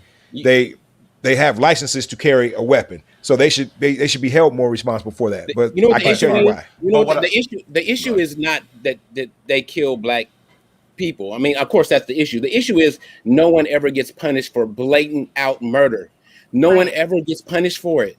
I live in Oakland. When he got shot on the BART station, he was in handcuffs, on his stomach, not moving, murdered. Dude didn't do any time. We're not, look, if it happens, just please, can someone be punished for doing at very least doing a horrible job at what they do? Right. You know what I'm saying? Yeah. No one that's why they keep doing it. No one. But not slap on the wrist either, though, Monk. You know, like. Listen to this. Like, there was a Black cop that killed a white woman. Minnesota. He got thrown under the jail immediately. He was gone. I think he got like 13 years just like that. Boom. He could have said, well, I was scared. She looked like she was reaching. All the excuses that they give for killing Black people. And they're always getting away with it. Name one white cop that killed a Black dude that you knew was murder that did any significant amount of time. Oh None. no, there's definitely not the same. I'm sure they're actually out there, but I don't I think they haven't heard make of. them. I haven't heard The of thing any. is, they don't make the media. They don't make social. And that was my point with the question. Not that it doesn't exist. Was the point? All we're seeing on social media is every time a white cop is involved, it's racist because they're not showing that hey, the cops are bad, not just the white ones, not just the black ones. Race, bad cops are allowed. I got to talk about this because this is Hmm. really bothersome to me. Okay, let's talk Okay. about police and talk about the racism that was. Police were first of all were slave catchers. Let's talk about how far back racism in the police force goes. Right. Yeah. So they say there's good cops and bad cops. Right. If you believe that, if you believe that a cop has been on the force 20 years and is a good cop, then I got information for you. A good cop Mhm. reports bad cops. A good cop reports I agree. wrongdoings of any kind by another police officer. You cannot be on the force 20 years and not see some terrible shit happen. You have to report it. Now, if you report it, guess what? You got that blue line. You're not going to be a cop no more. They're going to blackball you. You ain't Yeah. going to have no one's going to talk to you. You're not going to be a cop. So where are the good cops? Where are the good cops that have been there 40 years that claim they haven't seen anything wrong and have seen no wrongdoing? You're not. Look, if I go commit a crime and someone's with me and they don't say nothing and I get arrested, they're getting arrested too. You see what I'm saying? They're just as culpable. You cannot be a good cop without reporting bad cops, or you're Right. not a good cop. Or you're Period. complicit. Right. Right. The Period. cop, the entire law enforcement system has to definitely go through some major change because you're right. They need different training. They need to be held accountable for everything they fucking do. Period. To any race, to any person whatsoever. And as far as police go, that could fill an entire another show, Yeah. if not a week's worth of the shows. And coming back to something you mentioned, to the profiling idea and getting pulled over, there was a movie. It was a comedy spoof. Don't be a menace to South Central, drinking your juice in the hood. And there was a joke there. He got arrested for being black on a Friday night. I legitimately kind of experienced and saw a little more what it was like by I didn't get arrested, but I probably would have been for being black on a Friday night. The reason was it was our Halloween party, and I'm always a celebrity diva. Yes, I do the blackface, I do whatever I do, Aretha Franklin, Dolly Parton, and all that. So I'm always a diva just for the show. Well, I was Aretha Franklin, and I was pulled over. That cop came up as harsh as could be. Lamb said, "Put your hands on the steering wheel," and did all this shit and everything. He was convinced I was a black woman. 100%. He was the biggest asshole he could ever be to me in every way. Asked for my ID. Slowly. Watch what I'm doing, treating me like the worst piece of shit on the planet. Now, apparently, because I ran 2 red lights and stuff, which I wasn't even drunk this night, this did not even happen the way he said. Auburn, maybe. But I gave him my ID, and he pulled the ID out, and he goes, "Well, you just sit here. I'll be right back, okay?" And he comes back nice because, "You know what, here, I'm still going to give you a ticket because you ran the light, but you just be careful, okay? Get home safe." Okay, I got 2 things I'm gonna say on that. Okay. Mm-hmm. First of all, I have a white friend in San Jose. I moved to San Jose for a couple years, and he looks square as can be, but he's not, right? Super square. He told me one night he understands it, and he's an anti-racist, but he understands the whole racism. He goes, "Man, I could be high, drunk, kick beer cans out my car, have a pipe in my mouth. If I get pulled over, the cop's gonna be like, get Hi, home Desi. safe. Get home safe, son." So the second part to this is, if blackface is super offensive to most black people, Mhm. right? Super offensive. It takes back to the day when white actors used to be painted like black people and act like buffoons, I right? understand that. So, as a white person, why would you think that would be okay to do that when people like find that one of the worst things you can possibly do? Because Like I if you find get it called a paying blackface on tribute. right now, you're gonna get thrown under the bus by everybody. No, And you I can know that. explain all- you can And I explain still all you will. want to. Explain all you want to how it doesn't mean nothing, you're not racist or whatever. But that's the same old thing that racist people do. They justify doing something that black people that really hurts black people. It's like we don't want to see it in any form or fashion. But if you're doing it for the It doesn't outfit, matter why you're for the doing it. tribute, It's just for like the saying the entertainment. This N-word. bothers me a lot when people talk about the right and wrong reasons for blackface, and that I get where people come from that blackface is wrong. I get what it stood for. I get how they used to act like the way they acted when they had blackface on back in the days. I get how offensive that can be. But I don't get how paying tribute to somebody who was a great star that you would not even be recognized. I look just fucking like her. If you'd not been recognized had you been white, how that is offensive on Halloween nonetheless. Because it's the history behind it. If there wasn't a history behind it, it wouldn't be offensive. But there is. That's like saying, it's Halloween and I'm just gonna hang this doll from my tree, and it doesn't mean anything. It's just a Halloween thing. And if people find it offensive, it doesn't matter because I don't mean it behind the slavery. You see what I'm saying? Why does it got to be viewed? Well, why does it got to be viewed in that way? Why can't other people view it as, yeah, but he's doing a great job at Aretha Franklin? Because black people don't view it that way. You have to understand this. You have to go, okay, even though I don't agree with this, I got to respect this because it's really hurtful for a lot of people to see this. You know what I'm saying? That's all. It's just respecting and understanding that other people feel different about what you're doing. And it's very hurtful to people. Now, here's the difference in question, experience, and the conversation has to be had, which probably was never had.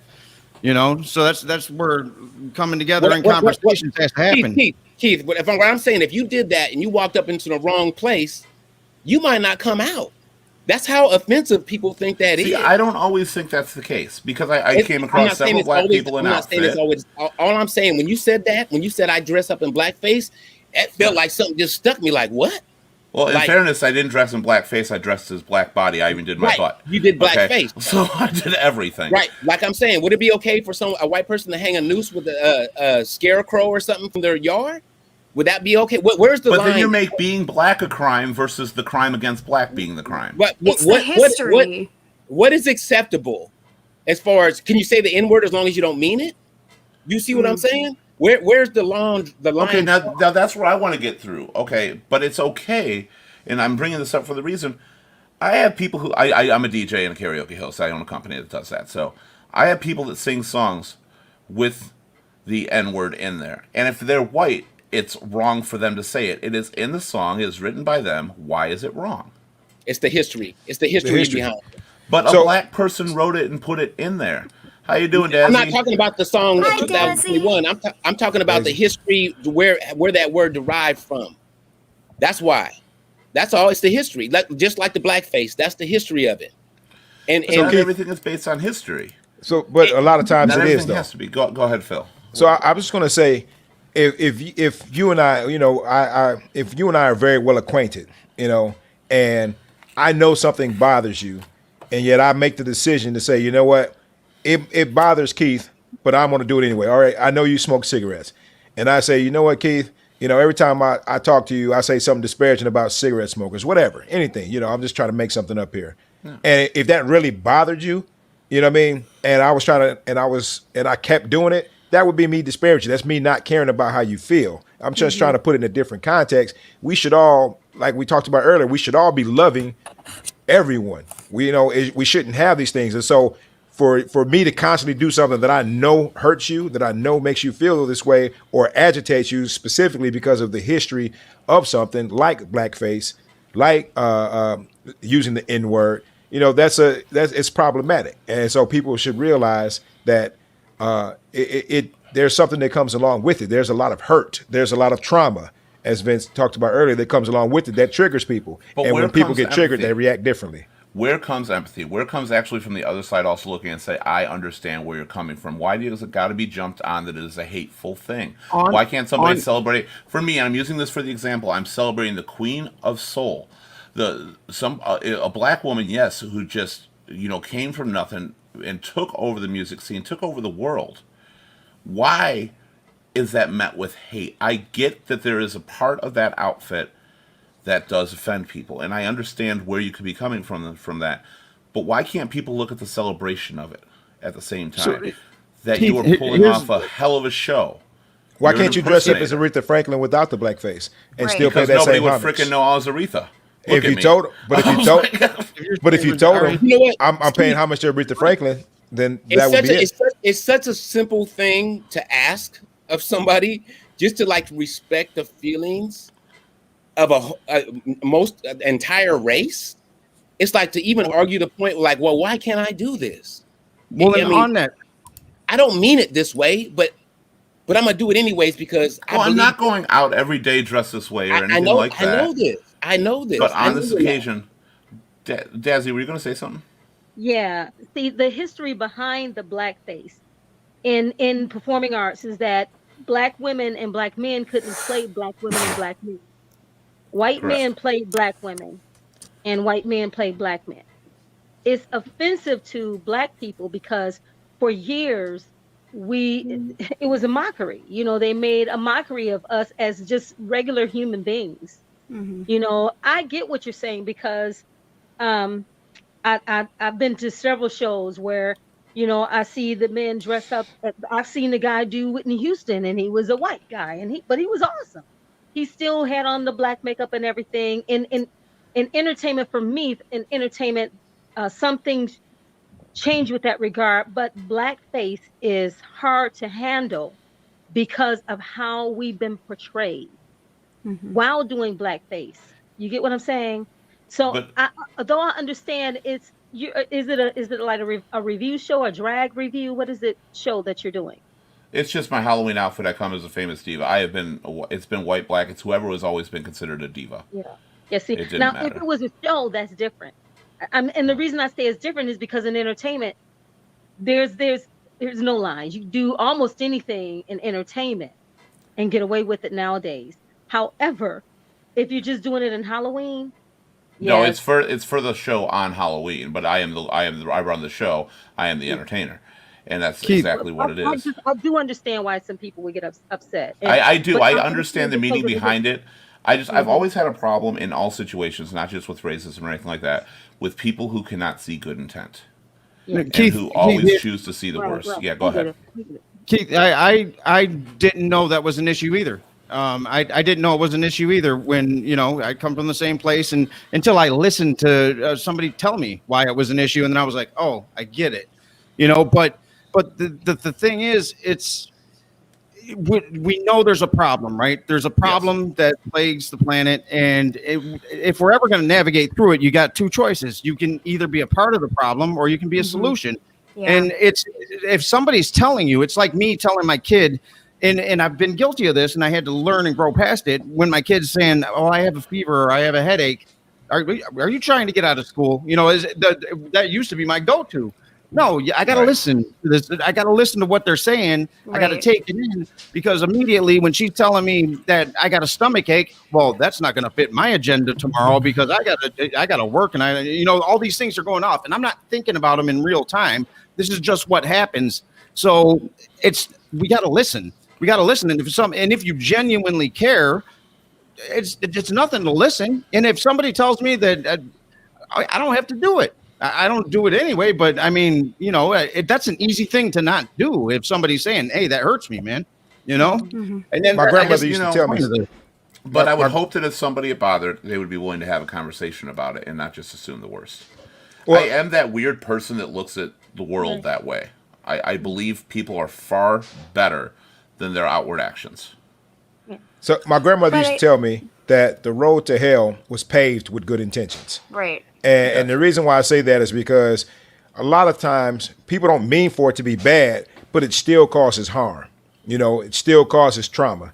And if it causes trauma, again, that's going to elicit a reaction. And like when you heard what Mark said, that immediately brought forth like, hold on, wait a minute. He just said that because that is offensive to a great many people, not just because of what they both said about actors and actresses, or it's all actors now, just being portrayed and like buffoons and things of that nature, but also opportunities that were never given to anyone. I mean, one of the movies, and I thought about this earlier in the show, Birth of a Nation, when we talked about the media and movies and all that portraying people.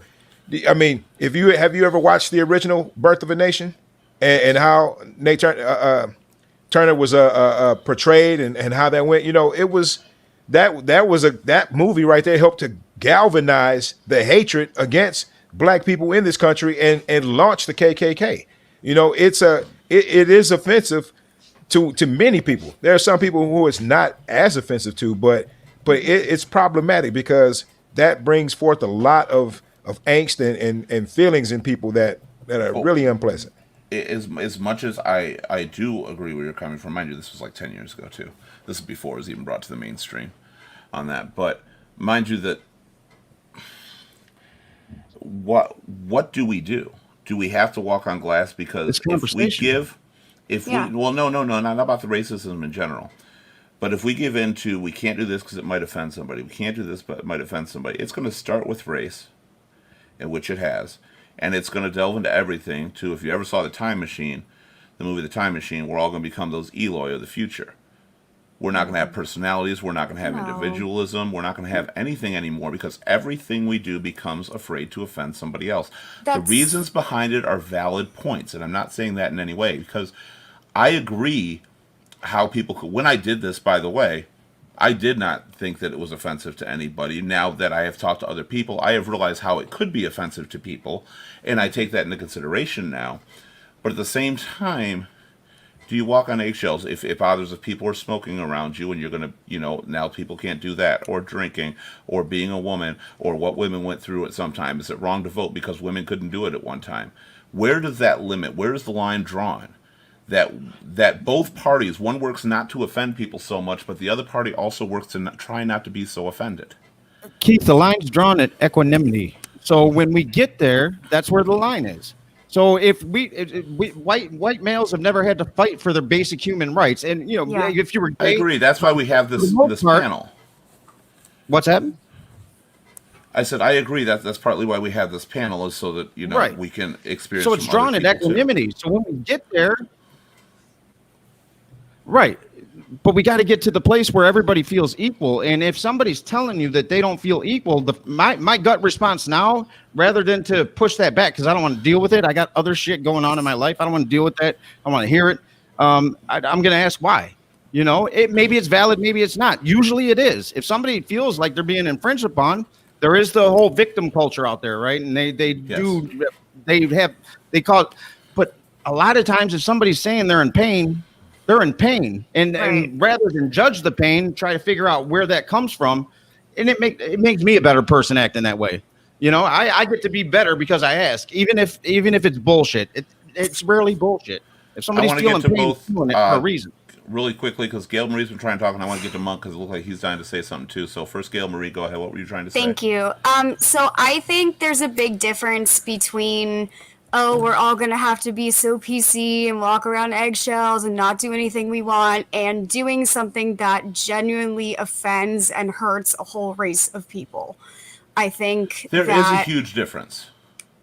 right, but you were having the conversation of, if I have to do this, well then can I not do my hair how I want, or can I Well, not dress okay. how I want? I And think can it's coming like- off a little bit different. I don't mean if I have to do this, but I'm saying look at how Right. far it's gone already with the music and what could be Right. instrued, like Christmas songs, like the "Baby's Right. Cold Outside" and stuff like that. That things are getting so out of hand sometimes that you cannot please everybody, and people are always going to come back to this. They're always going to come Right. back to, well, wait, what about this, or what about them, or why can I do this and they can't, and they can do this and I can't. And my problem that I have with that whole thing is, why is it us and they? Right. Why But aren't we my- all just like, that's Yeah. human? We're human beings. We're dressed as other human beings. And I know that that is some outlandish way of thinking, but that is how I literally grew up, is that So- we're all human. The example I was going to use is, I am self-diagnosed autistic, so that means that I have not had the money to get an official diagnosis, but I also have some other mental health issues. I am not saying this is the same thing at all. I want to make that clear. But look at how the media portrays mental health. Look at how they have, like, mental health is always either a girl that just go get some pills, or it's some crazy person that wants to kill everyone. Like, there's some in between. There's some, so like, if I go to my friend and say, hey, could you stop calling yourself bipolar when you're not actually bipolar? Or like, you're having a bad day and you're like, oh, I'm just so depressed. Like, there's depression and there's being depressed. So, but I'm not a whole race of people, right? I'm not a whole group of people, but that's a very, in my opinion, a little bit of a similar thing. Like, There trauma. actually is a You know what it similarity feels there, like. Yeah. You can yeah, relate. so, You right. can't- So Yeah, that's video gets all I broken. was saying, is that, it's like Vince was saying. I think we lost him because of his internet, but like, it's about listening to the conversations, and if someone comes up to you and has that conversation, being like, oh, okay, well, maybe I shouldn't do it this way, or I should think about it a different way. Like, that's all I'm saying. I don't We can think evolve. that yes, we can evolve and we can change, and we can say, oh, maybe I'll stop saying I'm bipolar if I have a bad day, or I'll Is stop. evolving one-sided? Evolving can be both sided, but there has It can to be be both-sided, like there Phil has to be said. some Yeah. give on both sides. On both Right. sides. That's It's empathy. we're- It's understanding the other person's feelings toward the situation. In the music you have to do it all the time, because you have to be conscious of the people around you, because you're catering to people in what you do, and so it's just being empathetic to how another person feels about it. You know what I'm saying? Somebody could have had a traumatic experience around that. I remember one time I was doing a house show, and it was at this club in Detroit, and I came out and I had my whole big hair. They thought I was a drag queen. They thought I was just out doing a drag queen show, but it was actually just regular old me with big hair. And somebody rolled down the window and they yelled out, blah, blah, blah, blah, blah. And I didn't feel offended for me. I felt offended for the people standing around me that were actually gay and dressed up like women. You know what I'm saying? It's having enough empathy to think about how it might offend or how someone may feel about it. And if they have some hard feelings toward it, we probably shouldn't do it. Is there anything about good outweighing the bad in those situations? That, yeah, I can see some might be, but honestly, I think the majority of people are going to enjoy what is going on or what is happening in this moment. I do think a little bit differently than a lot of people, as I had said before. I'm a bisexual man as well, and people act gay around me, I don't care. People act fat, I don't care. People act however they want. There was something to be said to, I think, people used to be able to find humor within themselves. And I do believe we've lost a lot of that lately.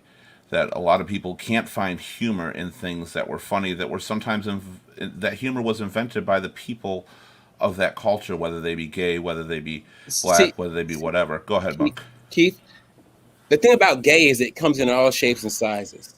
Mm-hmm. You I see know what it's I'm not saying? identical. It transcends all of this, right? Well, I was going responding kind of to Gail Marie's thing with the mental illness. What I wanted to say is I believe we're all from one source as well, right? We're all programs, right? We all have our own realities, our own little bubbles, and you and Vince have a shared experience. Me and Phil have a shared experience as being black males. But we have to, if we go beyond that, where the healing really takes place, you come with a different understanding. Like for me now, I understand. I can't totally understand, but I understand where gay people are coming from. Where I used to have a different view on that. Right. That's a different struggle. You see what I'm saying? So we all have our little bubbles we live in, and sometimes what we do is we don't want to understand someone else's bubble. Right. Right? When it's not even real. Like racism was created. It's not a real thing. That's always what actually, honestly, Monk, and I know I kind of, cut the wick and lit the fuse with my conversation about the Aretha thing, but honestly, that's always been my opinion. When I say I don't see color, I don't mean I don't see colors I don't recognize. Or, I'm sorry, when people say that, what I say is we are all the same. So let me go back to it, though. So what we have to understand is society is not there, right? Society is not there. We haven't transcended race. But damn it, I want them to be. Right? Yeah, but we're not there. We do too. Look, this earthly suit we came with limits. And in our society, put extra limits on certain suits, right? So we're treated different in every single way. So there has to be a certain understanding going on, right? So I'm a vegan, right? So there's a lot of people in the vegan community that have compassion for animals, but not for black people. You see what I'm saying? It's their own little bubble. They think a cow deserves love, but a black person deserves to get killed in the street. You see what I'm saying? We have to go beyond our bubbles and connect at the deepest level. And when we do that, we can start having understanding for everyone, knowing that we're all from the same source, that everybody deserves love, everybody deserves equal treatment, because this is a temporary suit. We are more than this. We're way more than this. We keep going. There's a soul inside this. This is a soul suit right here, right? And these experiences we have are thin, so thin. Look how thin. I can tear my skin off right now. That's how thin it is. Without our a doubt. society believes that because I have melanin in my skin, I deserve to be treated a certain way. And it goes back hundreds of years. So there's a lot of healing and a lot of growing and a lot of understanding to be had. So when I tell you blackface offends me, and it's so easy not to do it, and you want to make your point or state your point about that, instead of going, I understand I can not do this and still have a great life, and I won't offend anybody. And I'm going to be willing to do this so we can all grow together. So maybe one day it'll be accepted by everybody. You see what I'm saying? But people are tender right now. People don't want to see anything that resembles racism. And for you to argue your point about, well, I don't mean it that way. Oh, I can say the N-word, but it doesn't mean that. Well, I don't mean it in that way. I wasn't saying that about me saying it. I'm just saying in general people do that. Someone, if a gay person came to me and said, you know what? I don't like the way you said this or said that. I would, in my state right now, I completely go, I respect that. I never seen it like that. When my mom says Oriental people, I'm like, Mom, that's not accepted. You don't call Asian people Oriental people. You just don't do that. They're old school. That was their program. This is what you call them, right? There's still people in the South that you say nigger, and they believe that that's okay still. Like, this is this is their program. They call you boy. They look at you a certain way. They still have that slave mentality, right? That slave master mentality. We have to come to some understanding. And these conversations right here, if someone tells you, hey, that hit kind of different, instead of going, well, I don't mean it like that, say, I completely understand what you're saying. And if it offends anybody, a large group of the population of Black people, maybe I shouldn't do it. Maybe I should respect those wishes. Right? Maybe when it wasn't okay to say the N-word, when it wasn't okay, there's still people to try to hold on to that. But eventually people's like, you know what? I see where they're coming from. Maybe I shouldn't use this word. But you can see where people are coming from and still have a point of view. And isn't the point of all this, didn't you say, by talking about things as an answer? Well, if you give in to everybody else's demands, if that offends me without questions or explanation, you're not having a conversation about Well, I'm issues. saying, where does the line, where's the line drawn, right? Where does the line drawn? Communication. What I'm saying is, if some people say, well, I think it's still okay to hang people from trees, you don't just talk about that. You take action. It's like, no, it's not okay. It's not okay to do that. You're equating a costume with murder. What I'm saying is, there's that costume goes all the way back to that period. You got to understand how people feel about this. And that's what I'm saying. You're still trying to say, well, it's not the same thing, right? But if you go into certain places, they'll be so offended you might not make it out. No, I'm not defending the outfit. I'm defending the comparison of saying hanging from trees. Obviously, that's completely wrong. Obviously, right, nobody would have an explanation. At the time when that was happening, they had, like Phil said, they had kids out there watching it go down. It was like a family a reunion. It was like a picnic watching these people hang. And it was like something to do. Hey, we're having a hanging out here Sunday. Let's all gather around and get some food and watch this stuff go down and throw a party. At one time, it was that accepted. So we don't need to accept any of it. We don't need any parts of it. And that's what everything you have just said has been one of the best explanations I've heard as far as defending it. And that has been incredible. But I do believe that conversation is important. I do believe there's a reason to kind of explain why you do something, because I do not believe anybody has the right to say, it offends me, stop it, without hearing them out. If it is something as simple as something that was accepted in time of growing up. Now, I get, and I'm going to bring it up, the blackface again, because I get where it is right now. I get that it's mainstream. I get that it's out there. I understand why it's so wrong. But they made movies with it, and they didn't care in the 80s, 90s. These are eras we grew up in. So we take that time to understand. Thus, we have a point or expression to get across as why something happens first. And the only way to get through it is to first suggest you're offended, accept you're offended, but also explanation and listen on both sides. And, walk away with, yeah, I shouldn't do that anymore because it does offend people I'm not aware of. But at the same time, I'm not sitting on my piece. I got to say my piece is, well, hey, I wasn't meaning this to offend in any way. This is the reason I was doing it. I think people have to listen in all walks of life for everybody, way beyond even racism, to both sides of conversations to a point. And I'm not talking extreme legality like hanging somebody. There was a lot of stuff accepted in the 80s, like sexual harassment, where you can just slap a girl on her butt, do whatever you want, talk to her any type of way. Doesn't mean it was right. It was always wrong. It's just acknowledging how wrong it was. Okay, right? But your definition of right and wrong, and when I say you, I mean the world's definition of right and wrong, is based on what they were taught as right and wrong. So you weren't Thank you. doing it at that time to be wrong because it was something you were never taught. Literally, your definition of right or wrong is taught to you. You're taught what is appropriate, what is not appropriate. So if it takes somebody to bring it up, how can you punish somebody for something they did in the past when it's not wrong? Now, I'm not talking about harassment, obviously. It's And fair enough, I'm a stripper too, and I miss getting slapped on the ass, so on that one. But But it's not about punishment, Keith, in my opinion. Like, it's about learning and evolving and seeing how we can be better as That people. part. Well, Like- Keith Right, does but- make go ahead, Vince. there is a valid point in conversation. Both sides should be heard. That's how things get unpacked. Out there, you can't allow actions to take place that are, that you can't. The slapping on the ass, can't do that. You catch, you got to stop it. But in conversation, in forums like this, I get what you're saying is that you both say your piece, and now people can really see it unravel in real time, and there's value in that. There is value but there's got to come a point where, well, there doesn't have to, because you never had to agree that it was offensive, right? You could have went on with in defending it, and that would have been wrong. But it wound up like this, and there's value in seeing you defend it, and then coming around to a point to where, I can see that. So I get what you're saying. I've understood it- where it was wrong for a few years now. Like I said, this was a long time ago. And obviously, it also, the fact that I did get pulled over and all that added to it at the time. And, looking back and hearing more, and it has been brought to the mainstream, and I have looked it up, and I have done research on it, and I have realized how this can be offensive to other people at the time. But that doesn't make me a bad person when it happened. It doesn't make me an offensive person. It's ignorance. It was ignorance at the time. And that doesn't mean you're that. And that's why we like.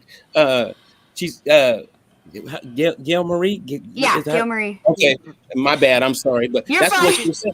It's all about evolving. It's all about learning. It's all about growing. It's all about knowing each other's bubble. What is it all about, right? Instead of making it not valid, making your like Phil was saying, oh no, I don't believe that happens. I don't believe that happens. Black people ain't treated like that. And then all of a sudden you see it on camera because these camera phones come out. Now you're like, oh, maybe it does happen like that. But you never Right. believe the person's personal experience because it wasn't yours.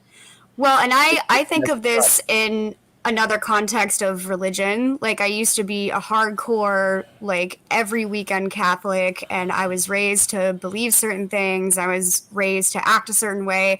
And now as I've grown up, I'm in my early 30s, like, I've rejected a lot of that because, and again, religion is for some, religion is for not for some, whatever path you take. But I think, unfortunately, religion has a part in this, has a part in racism, because I think when you're in your little Christian bubble, you think that you need to go out to these countries and make them better, and you need to, that we're above everything. And again, there's good parts of that, but I think the people that I know in my life that are very anti other races are very hardcore Christians. And so I think that's a big problem. And I think that it makes people not want to be Christian and not want to be in those communities, because why would you go somewhere you're not accepted? And I think that we need to really, again, it comes to conversations like we've talked about. Like it comes down to, and like Vince brought up a while ago, like it all comes down to, we all have trauma, we all have things we go through, and we just need to listen to each other, and we just need to, be better if we can. On that note, I want to throw some things up here, and I'm not bringing this to bring the topic back up. Just, hey, Allie, it's great to see you. We've missed you. She was referring back to the Aretha thing, but I'm not bringing it up for that reason. But we miss her. We haven't seen her in a long time, so glad to have her on here. Jan says a lot of times, given the situation, people don't want to listen. They want to react before they know where the conversation's going to go. And that's a lot of what Gail Marie was just saying. And that's always been my problem with people. It's that, and I don't care which side you're on or anything. I believe a lot more can be achieved with conversation. Right. I believe if you just pay attention, but not just listen to them, take to heart what people are saying. Understand where they're coming from, but I don't believe necessarily you should totally try to change them with that. And racism is a hard topic to talk about in that way. But almost all situations that I deal with, I have conversations. I know I'm probably not going to change the person, but I'd like to give them a better understanding of where I'm coming from, where they're coming from. So maybe there's not so much hatred towards the situation.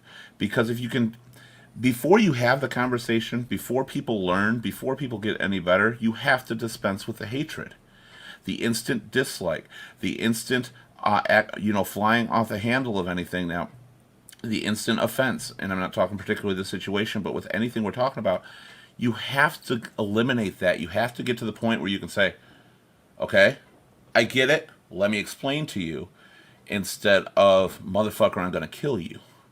Keith, There's got to be a let limit. me interrupt real quick. Go ahead, Mom. You got to understand that black people have been experiencing this from day one, this racism thing, right? Yes. And when you start to pile up these experiences over and over and over, and you haven't healed from them, you don't know how to deal with them. This creates a lot of trauma. Yeah. And as you get older and you continue to have these experiences and you continue to have people deny you your basic human rights and you're treated a certain way, you have start to have some type of anger within you, right? So it could be the straw that broke the camel's back when you show up in blackface. It could be the straw that broke the camel's back when you get pulled over this last time. You say, this time nobody's going to jail. We all going to die today. This happened in Oakland, right? The guy killed 4 police officers because not today. There comes a point in a black person's life where not today. I've dealt with it. I was called a nigger with that hard R by grown up white men when I was a kid, a child. Can I address something really quick? Or finish up, and I want to address this. Go ahead. This starts at a young age where we get this kind of treatment. I was called this my whole life by people that I couldn't do anything. I'm getting my ass whooped. I'm 5 years old. You calling me this. You're disrespecting me. You're treating me a certain way. And as I grow up, now I'm starting to become a man. Guess what I want? I want some get back. You know what I'm saying? There was a time in my life where if I thought you were racist, it's on sight. Let's do this. Let me get some get back for the way I was treated as a child and I couldn't do anything. I'm a grown up now. Say it now. And that's why you see a lot of people, a grown up saying, say it. I dare you to say it. Give me one excuse to go upside your head. This has been building up for years, right? So we got to be mindful of the treatment of black people their entire lives. Don't say, don't fly off the handle. You know what I'm saying? You need to let's talk about it. You got to understand, man, when you beat and treat even an animal, I get bad for a long time, they're going to turn around and bite you at some point. You see, I totally get where you're coming from on that, but I'm saying that's the first step to getting anywhere. I understand that. What I'm saying is, when you say, we got to talk about it, I'm just telling you from the point of view of somebody that might not want to talk about it. You see what I'm saying? I'm not there. I'm in a different place in my life. I'm in a different place. But what I'm saying is, it's almost like I'm not there, but I completely understand. Well, I'm not there. I understand when you get pulled over and you don't just agree with, you're tired of it. You're tired. You're tired of being mistreated. And some days it could just be that day. Your grandma could have died. Your mama could have died. Something could have happened in your family. And today is not the day. Today's the day when you get the business, period. And I don't care if I go to jail behind it. So you got to understand the anger that a lot of black people hold because we're tired. I do understand the anger that a lot of black people are holding. I don't fully understand it, I'll be honest with you, because I haven't experienced the things, but I know there are experiences that I haven't been able to bear witness to. And the same thing goes for, situations in everybody's life when it comes to trauma. There's always something that people have experienced that the other person does not bear witness to. So they have no idea how they feel, but they can try to empathize. And the only way to fully empathize is not to get in their face over something and to explain it.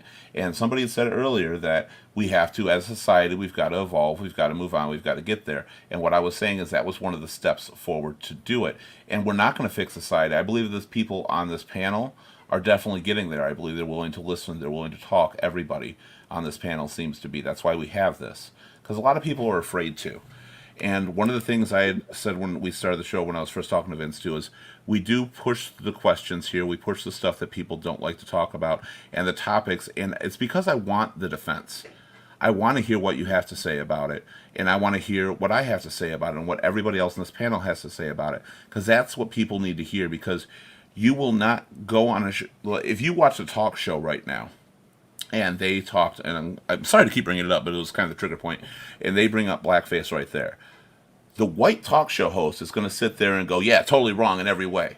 the millions of viewers are going to say, wait, what about this movie? What about the movie White Chicks? What about this? What about that? And nobody's ever going to have that conversation. And that's what people need to hear, because nobody's ever going to answer their questions. Well, White Because Chicks is it's not the same avoided. conversation. No, I'm just White saying Chick- these are arguments I Absolutely. hear from people. So this is what I'm saying, and nobody will ever bring that to the forefront. And what now I want you to respond to that, because people want an answer for that, and I know it's a totally different conversation. It's not even related to it. Trust me, I do understand that. I think it's a stupid defense, but they would never argue it. They would never bring up somebody else's point of view. Another one that I wanted to use, and you mentioned using the N word. I typically would be willing to say it in this conversation, but I don't usually say it any other reason. But I want to ask the most common argument over the N-word. If black people can say it, why are they offended when white people do? The connotation is how it's intended. What about people like, I'm not going to say Vince used this when he was growing up, but he grew up in the city. He grew up in the situation, and I don't know if it was part of his vocabulary because it was used continuously down there. Okay, Yeah, no. What about situations like that where it's not? I'm it's gonna just, tell you. I'm gonna tell it's you about. my Negro, whatever, however I can say it, but you know what I'm saying. I'm gonna tell you about that, Keith. So Okay. that word is almost evolved into an urban city word. There's a lot of Pacific Islanders. There's a lot of Mexicans. There's a lot of blacks that use this word in the city. Now, my advice for anybody that's not black that's using that word, if they go outside of their environment in their neighborhood, you might not want to use it. You see what I'm saying? So they No, yeah, I only agree. use it within their own demographic, people that know them, people that grew up with them, people that know who that person really is. Vince ain't gonna use that word, step down in Oakland and start saying that word. He ain't gonna make it out. No, absolutely. You see what I'm saying? So But it almost somebody became just says it random. it almost became an urban word that's been passed around, right, in the inner city. But it still has the same negative connotation as it always had when you use it outside of your area, no matter what you are. I don't care what you are, right? So even if you're a rapper or a hip hop star or whatever, Eminem don't use it. He knows better. Oh, You know what I'm saying? He knows yeah, better. I'm not saying he has to. I'm not saying that that's right or wrong. 1 second before you go further, Dark Sage, I want to. He says he has a very serious question. Dark Sage, I'm very interested in your question. Please feel free to ask away. And Jan says this show is not edited, nothing cut, because it may offend somebody. And that's partly that's true. That's the whole reason with the show why it's unedited and it's raw, because in a sense we want to offend people because we want to see where they're coming from, why they're offended. And your explanation of everything was very well put, Monk, as to why it's offensive, and same with you, Dazzy, when you mentioned it too. That is very interesting. That's why we want the confrontation. That's why we want some of that offense, because we've got to get response to it. We got to get, because these fucking rich TV white personalities, and I hate to say it, when you bring these situations up to them, they act like they are top of the list, never do anything wrong. You're so right, blah blah blah. They're not actually answering the serious questions on people's minds as to why they're offended. They're not bringing it up. And the N-word is one that is one of the most common arguments. We say it, why can't you say it, why can't I? And because basically it's an insult. I don't say it. I'm not going to say I've never said it. Sense. To me, it was common sense. But I got my friends general, that are still, my cousins. They're all they go freely, and they're that's their thing. But to me, it was always when I learned about slavery in third grade, and then I learned about Martin Luther King. It affected me, and it just was never in me. Like I somehow I knew from that lesson. I remember that lesson that there was some hurt to it. Like, so it was never on me to say it, even though all my white friends, and still to this day, I'll go down to the hood and they're still, freely. It's just the way they speak. Me, I don't know. It resonated with me differently. I don't know why. It just wasn't a thing. It was a respect thing. It wasn't, I could say it, you know what I mean? But it was a respect thing. I felt like I don't cuss in front of my parents to this day. I'm not going to get grounded. It's a respect thing. It becomes hard to decipher, especially with pop culture that was out there, especially when you grew up in the 80s and 90s and stuff. You had comedians out there that we idolized, that we looked up to. We had songwriters out there. They used words like that. They were disparaging all the time. And a lot of us kids, and I do believe this with a lot of my friends, we liked a lot of people equally white or black. We didn't really think very racist amongst them. We were pretty open to it. We didn't know obviously all the stuff that's come forward in the last few decades. But we were pretty much open, and we idolized people like Eddie Murphy on TV, who would use the word, and Richard Pryor, that were funny comedians, and it became a part of humor and entertainment, and that's where a lot of us come from, why we don't get it. Wait a minute, that was entertainment. That was something we grew up on. That's something we were raised on, and this was said by black people, so it was funny. Why can't I be funny like these people I idolize? I know white people idolize Drake and stuff like that. This is the 80s. This is the 80s I'm talking about, by the way. 80s to 90s. But a lot of people are still instilled with that. They still have the idea of it was okay at one point. I have a hard time changing 40 years of breeding. Right. So was slavery. It was legal. Right. I'm saying that's just a bad argument. It's just such a bad argument. It was okay at one point. There's so much stuff. No, but we idolize these people. Not that it was okay, but we idolize them. We saw past the color. I fucking loved Eddie Murphy. His comedy was fucking awesome. I forget. And I was a kid. Who was the other woman that was on here? She said she didn't know her parents were racist until a black dude got with her sister. You see what I'm saying? Black people are okay as long as they keep their distance, right? Right. Mm-hmm. And it's just like, for instance, when Michael Jordan was on top of his game, I don't care who you were, how racist you were, you would let Michael Jordan into your house, Right. right? Yeah. But a regular black guy, no, he's a nigga, right? That's what he is. He ain't coming around my daughter. He ain't coming around my family. I'm not going to have him over for dinner. You see what I'm saying? It's a difference. Racism. Go ahead, Phil. Yeah, Phil. Phil, we can't hear you. You're on. I don't know if you're not on mute though.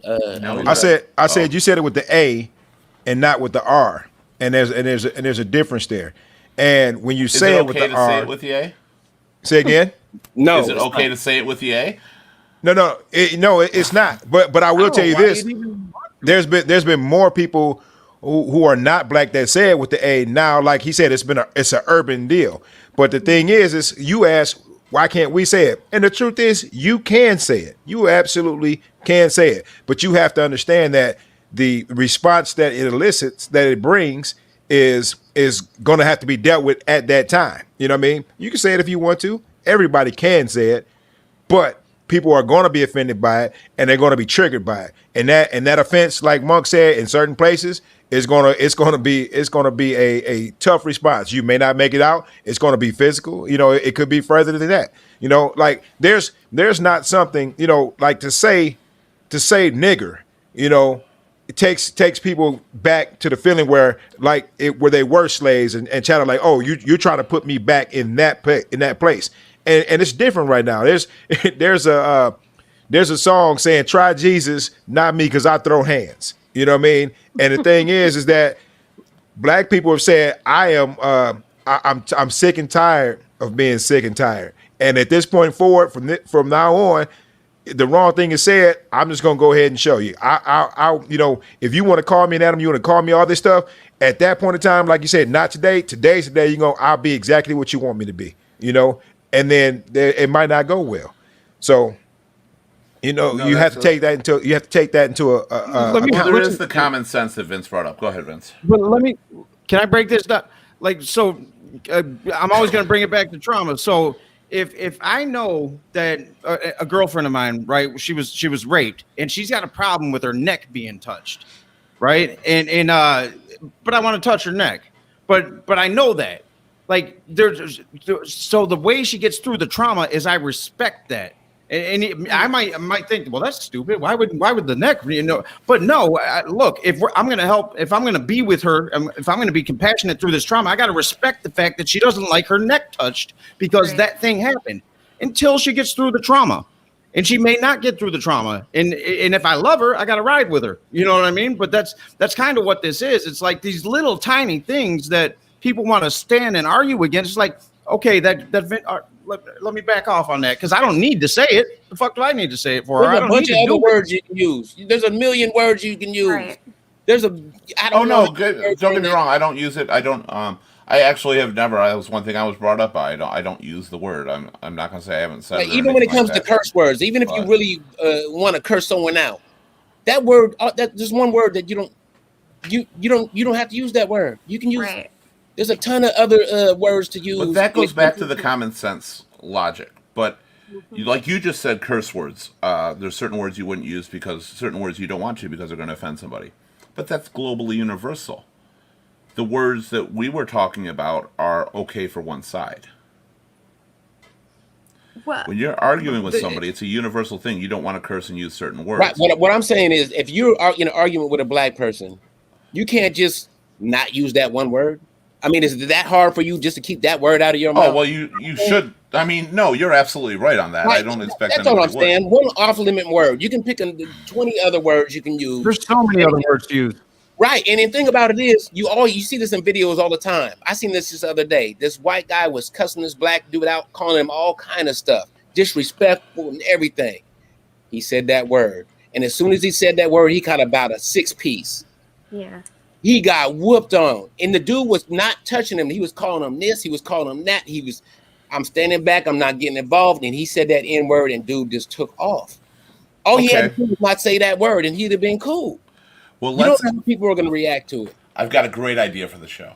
Let's educate society really quick, and I want to hear Monk's 10 alternative words.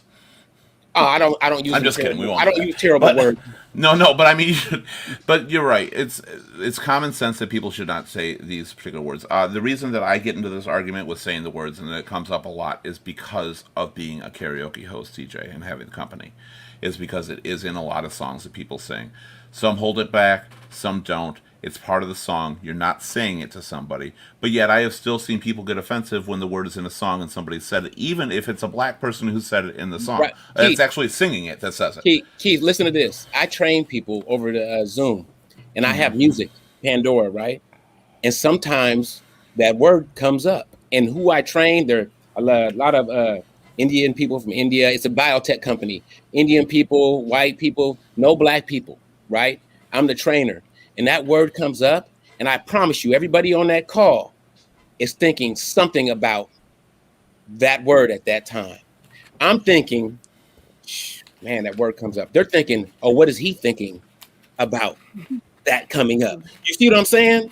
So I try to avoid that at all costs. Everybody, when that word comes up, everybody's uncomfortable. I promise you, even though nobody's saying anything. But you know, it can be accidental too. And I say that now. I know how hard that is to believe, but it really can because. No, I'm not saying people are saying it. I'm just saying it coming up in music. Everybody on the call is thinking about that word. Yeah. Right. They're thinking Exactly. about, right? There's no way that they can't be thinking about it. I'm the only black person there, so they're probably thinking like, "What is he thinking?" And I'm thinking, "What are they thinking?" You know what I'm saying? So I try to eliminate that at all costs because that word brings up stuff. It brings up emotion. It brings up energy. And it's not a good energy, right? And I feel a certain way because I'm like, what if there are some racist people in here that I'm training because I don't know everybody like that, and they're thinking a certain way about me, or thinking about how my feelings might be now that I heard this in front of a bunch of white people. So if you're in front of a bunch of white people and that word comes up, there's gonna be you're gonna feel some way about it. You know what I'm saying? You're gonna feel uncomfortable. You're gonna feel like, well, what are they thinking? You know what I'm saying? Are they thinking I feel uncomfortable? Because I do feel uncomfortable. You know what I'm saying?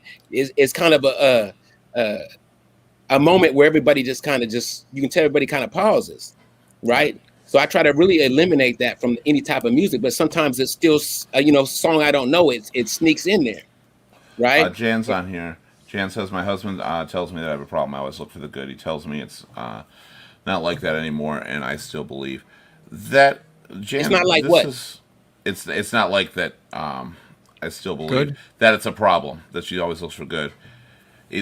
She doesn't always look. I think what she's saying is her husband says she doesn't always try to look good for the good in everybody every more, but she still believes it's out there. And one of the things I have to agree, I have a problem with the world, and I have for a long time because, and this is going to sound conceited, but I feel evolved in the conversations we have in a sense, because I don't feel that any of this. Though this is an issue, it should never have been an issue to begin with. And going back 400 years, it should not have been an issue. I don't understand how human beings have gotten to the point that we split off from being human beings. And honestly, it brings tears to my eyes. It hurts me because this is something I'm passionate about. It's always been about power. And it's who has the power. Who's over the minions. It's I'm always waiting for been your about question, power. Darksage.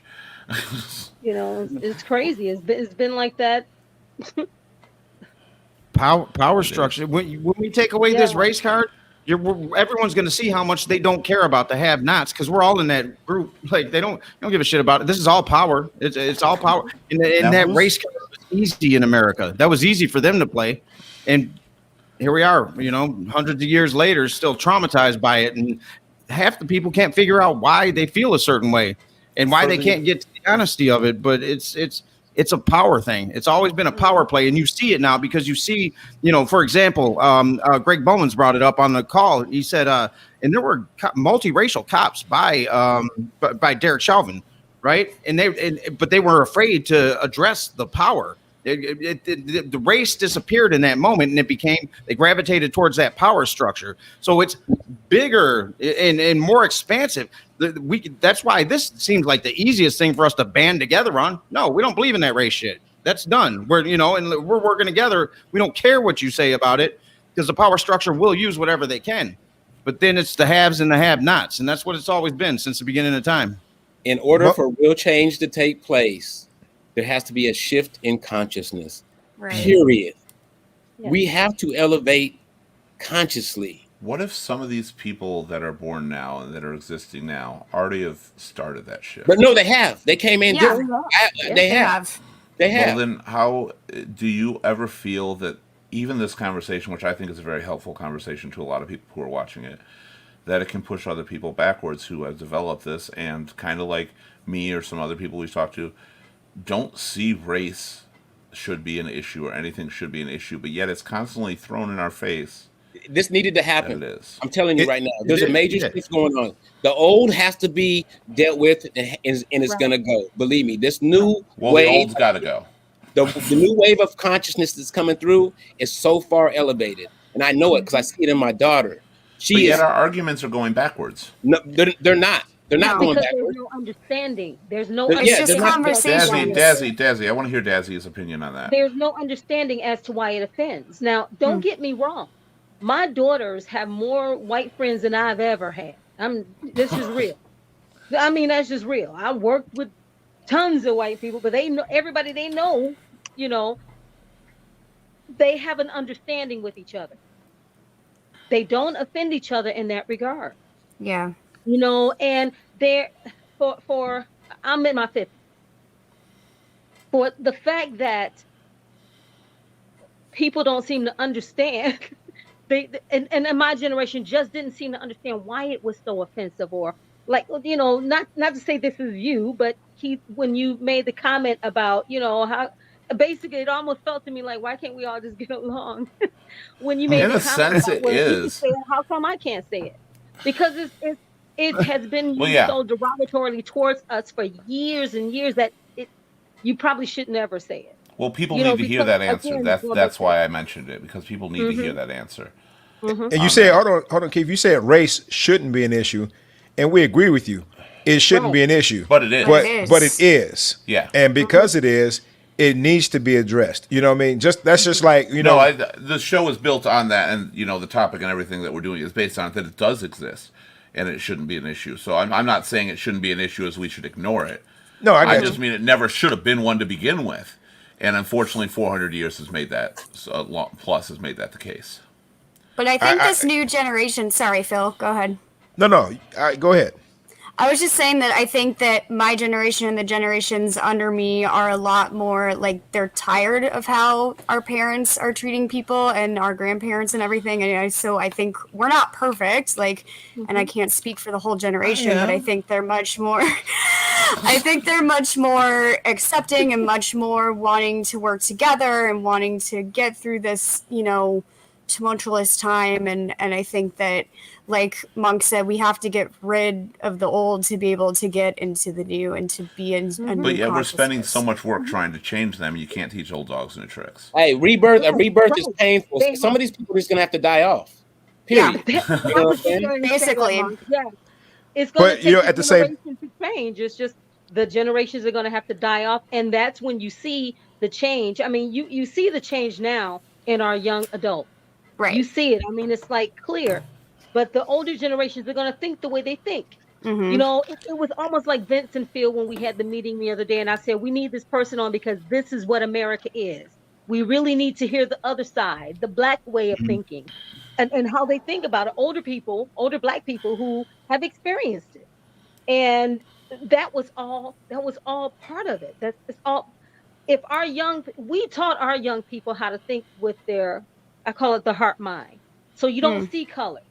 You don't see color. You see people. I taught my granddaughter, hey, look, that's not an Asian lady. That's a lady. Yeah. Find out what her name is and call her by her name. Kids You get aren't what I'm born saying? racist. But hold on, Like- I work at a place where there's many young people, and racism keeps rearing its ugly head, you know, and it's something that keeps having to be addressed, you know, and I'm not going to mention where, but it keeps coming up, you know, and it's just The government, little- isn't it? not quite the government, but it's not always prevalent. It's not always large, but then like, you know, there might be some meetings and then somebody bombs the Zoom and racist shit happens. Racist shit comes out. And so it's not just old people, you know, I know. that have to die off. There are 19 through 25 year olds, you know, where this has happened a lot, you know. You saw the Capitol. What happened at the Capitol? That was some ugliness. That was some Oh shit God, that don't get me started. you know that you. I mean, That's for a that's different that underbelly right there. That's and what it is pure hatred. Yeah. It's race It's motivated, true colors, really. I mean, but just what people it's that hate. That the next step from there is a Holocaust, right? If that energy wins, if we let that energy win, that's what's next. So people are walking family members to the road to death, so they can be like that's Won't get to a that's what's Holocaust. next if we don't inject this. But there was no It's consequences. there for I itself. mean, no more Holocaust. there's becoming some, but away from the politics side of it, because that's again another longer Hey, yo, longer Keith, show. Keith, Uh, remember when we were talking about white privilege? Mhm. Imagine if that was Black people or Muslim Right. people that went Oh, to that the was Capitol. one of my biggest problems with it was the way it, How many the dead people difference were from the there? riots versus that. Like really, the way they they treated literally it was just stupid invited insane. them in, like they were freaking house They took guests. selfies with But them. that Senators was- invited them the in. riots, People but there was a opened the door difference. for them. There was a huge difference in the two. The rioters they band together suddenly under a belief that things were wrong, and I think the rioting was wrong. I don't care, but I do not think what they stood for was wrong. But they banded together for a common cause, and that was different. The people during the Capitol thing was a pre-planned thing. It was something they got together, they tried to arrange, and it should not have been done. The cops were in on it and everything like that. They should not have been. They should have been treated equally, if not worse, as far as I'm concerned, than the people in the riots. And then they got to That go was instead of being arrested They and got all to that. go They on got to vacation. go to the hotel and eat in the lobby and relax. And Yeah, it was the biggest stupid fucking shit I've seen. Really, it really was. It was so wrong in so many ways. Jan says, being 16 years old, I hope this issue is not going to go on for another 100 years. God, so do I. But fortunately, I won't have to live through all of it. We're going to It destroy won't. mankind. It won't because we live in the age of Moore's law now. I Look don't at know 100 who's years familiar ago, with Moore's law. honestly. Look where we were 100 years ago to where we are now. And regardless how much of an issue that it's in our face and we're still having it, it is an entirely different multicultural world. There's a lot of things stemming behind it that are bad. There are a lot of things that are still not good that need to be changed and fixed. But we are leaps and strides ahead of where we were even 50 years ago. And You we're know gonna Moore's keep law, that right? trend. And I Right. think that's the reason why there's so much fear, because they see that the old system is going, it's fading. Yeah, they're afraid. They so want they to just hold on keep to that lashing old way of out. life. They want to hold on to that privilege, and it's That- going. And they yeah. don't. They're doing everything they can to hold on to it. Well, It's it's going disappearing. away. So It is going to go away, and it's going to take time, but it's not going to fully sorry, disappear. I was a little sassy with that, but No, I'm you're just- fine. You can be as sassy as you want to be on this. Ugh. So And there other was a people- generation. Go ahead. I was going to say other people, you know, minorities in general, not just black people, but other people getting more and doing better in life does not equal, you know, the white people at the top right now necessarily doing bad. Everybody, we can all do good. We can all Right. do well. Yeah, We can definitely. all Yeah. enjoy privilege, you know, as long as we're taking care of business. And that's We what just I gotta think a level lot of things people out. don't. And we got Right, to people level don't things understand out by raising people up, not by bringing others down to that level. Right. We got to raise everybody up to the equal level. Yes. On there. Well, if we all do well, we can rise against the power structure. Yes, Yeah, Vince. there you have it. That's another 2-hour show, Vince. That is, and Yeah, I that is. know. We need like 4 hours here. So I got one more question about this going on. Is there? I feel like there was a generation gap. somewhere. I talk to a lot of people, a lot of black people I talk to who are over the age of, let's say, 55, 60 years old. They're not into the Black Lives Matter. They're not into a lot of stuff. They've lived happy lives. They're proud of where they've gone. They're proud of what they've done. They're proud of what they've achieved over their lifetime. Now, the generation before them were the extremely disadvantaged. The generation after them are still disadvantaged. Why was their generation okay? Why did they accept things and see things moving positively, but the one before and after them see everything in a negative light? Well, I would say I ain't there yet, but I'm legitimately curious as why that, because you do, and I don't know if it's like this for everybody, but the majority that I've talked to, the older black generation just wants to live the happy life. They don't want to get involved in this. They're happy with what they've accomplished and achieved and where they've gone, and they've seen so much change that they've seen more change than anybody on this panel has. You know, they've lived longer than us. I mean, And somewhere in the middle, we went back to we've got to. Without being hanged or killed. They Yeah. made it. They Right. made it. If they're 60, Yeah. they've made it to a point where they can live the rest of their years, be it 20, 30 years, and have But some these peace. are the Now, same. that don't necessarily mean they're happy with the way things are in the world. That means They're just happy in their tired. own- No, but the majority of these people that I also talked to are were unhappy with the way their own culture was behaving. But you know what? Some of that is, again, the media, you know, and also like when you talk about riots and people looting and doing stuff like that, yeah, they're like, don't tear down your own city. But then, you know, they're not understanding that the young people who are doing that stuff feel like this is not our city. It's not. See you, Monk. I see you got to All right, roll. take care, y'all.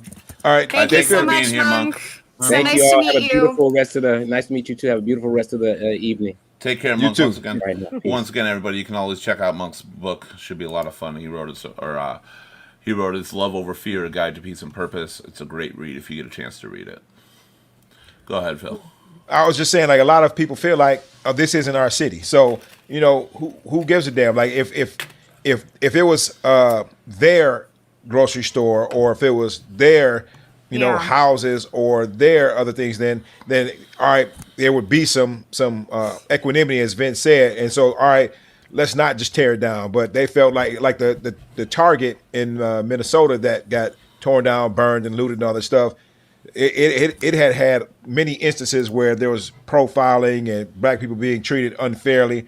I heard both working there and shopping there, so it was a point of frustration for people, and they just said, okay, we're already frustrated about this. The next logical step is we're going to take it out on that Target too that always treats us unfairly. You know.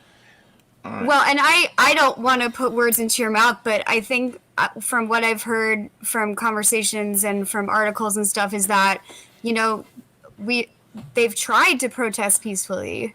They've tried to do everything else. And so like this is how they could be seen and be heard. They've been Okay. peacefully protesting since the 60s. Yeah. And has that stopped police brutality? You know, No. unnecessary, you know, has that stopped unnecessary killing of black men?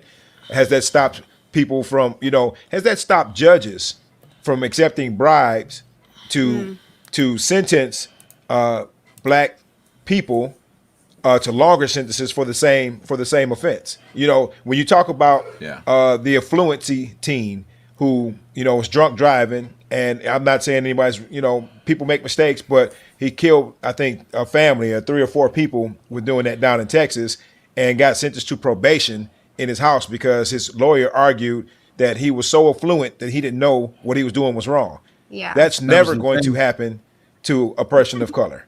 You know, when you Yeah. talk about the swimmer, one was, I think, Indiana, where he sexually assaulted a girl who had drank too much in an alley, and he was not sent to Prentice because it would have an adverse effect on his life.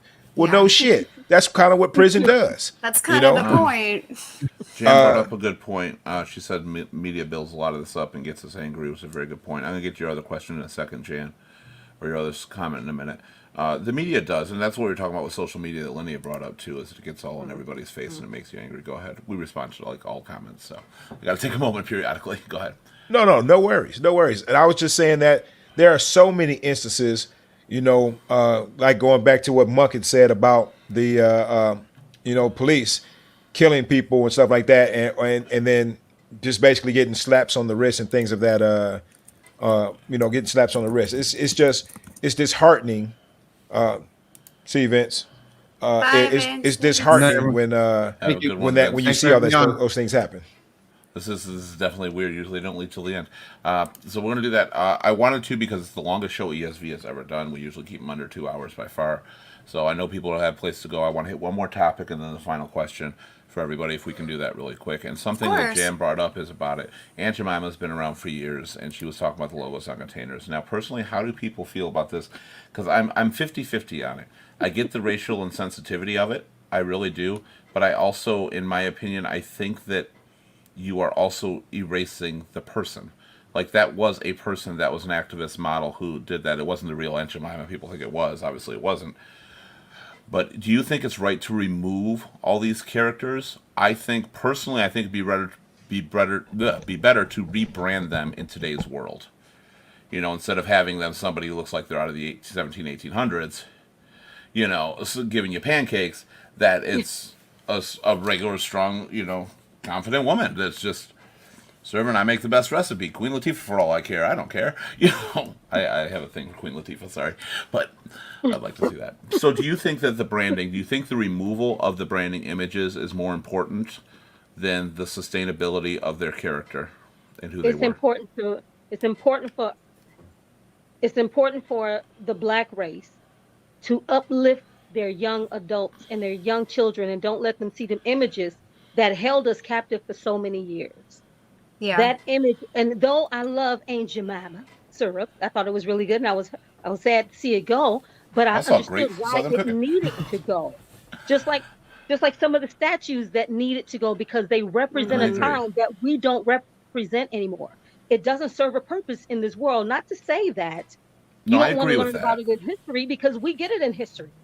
We get all of that in history. That's what people seem to forget a lot of times. This is that we are educated on this. We do know, and you especially know.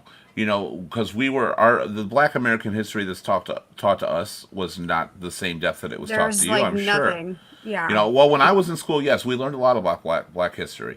We didn't learn as much as I'm sure the other two panelists on here probably did in their life. I don't know if they did or not, but we did learn about it, and we knew what was wrong, and schools did teach us. But now I think the schools are afraid to touch it.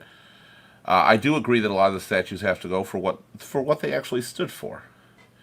There's certain ones, like if you're pulling down a statue because you were a slave owner, I don't think it's wrong to pull down a statue. But if you fought a war to fight for slavery, I didn't mean to do that, sorry, and you won that statue doesn't belong.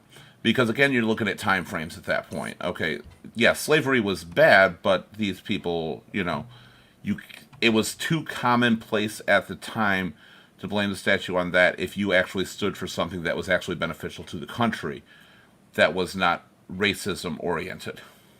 So yeah, like Daisy said, Aunt Jemima, when you look at her and how she's dressed, and a lot of times that was how servants were dressed, Right. and slaves, people working in the house. And so like Daisy said, it's good to get rid of that image, because image is big. And we talked about this earlier, but growing up a young man, my grandmother used to tell me, you can be anything in life that you want to be, but until President Obama, could I really have been president? You know what I mean? And that's what it goes. And I think that's what kind of affected the country in the manner that it did, is because it really just said, you know what, now it is open.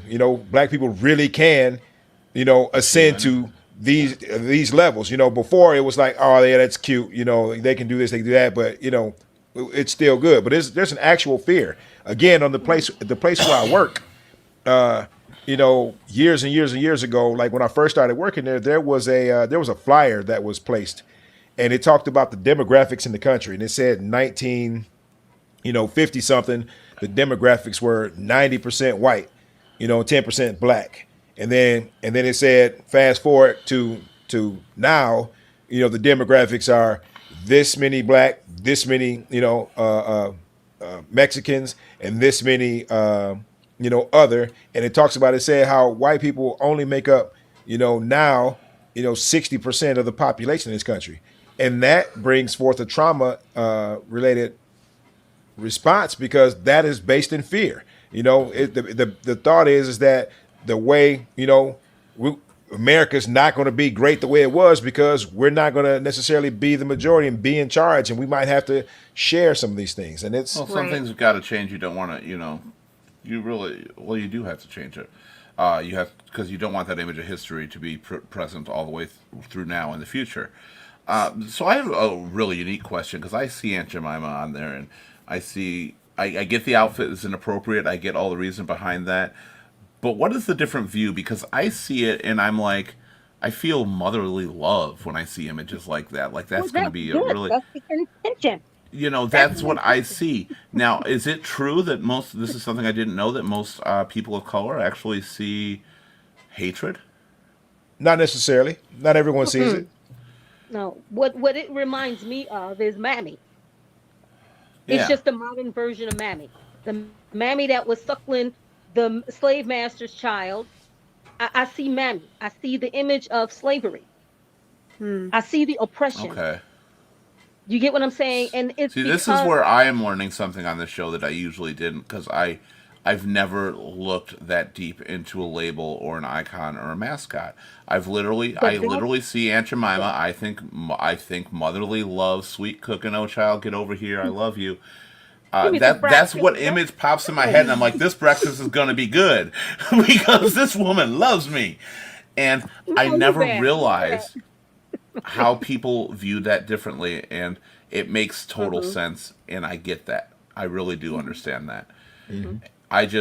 I think sometimes it would be better, as I said at the beginning of the question, was to rebrand the character.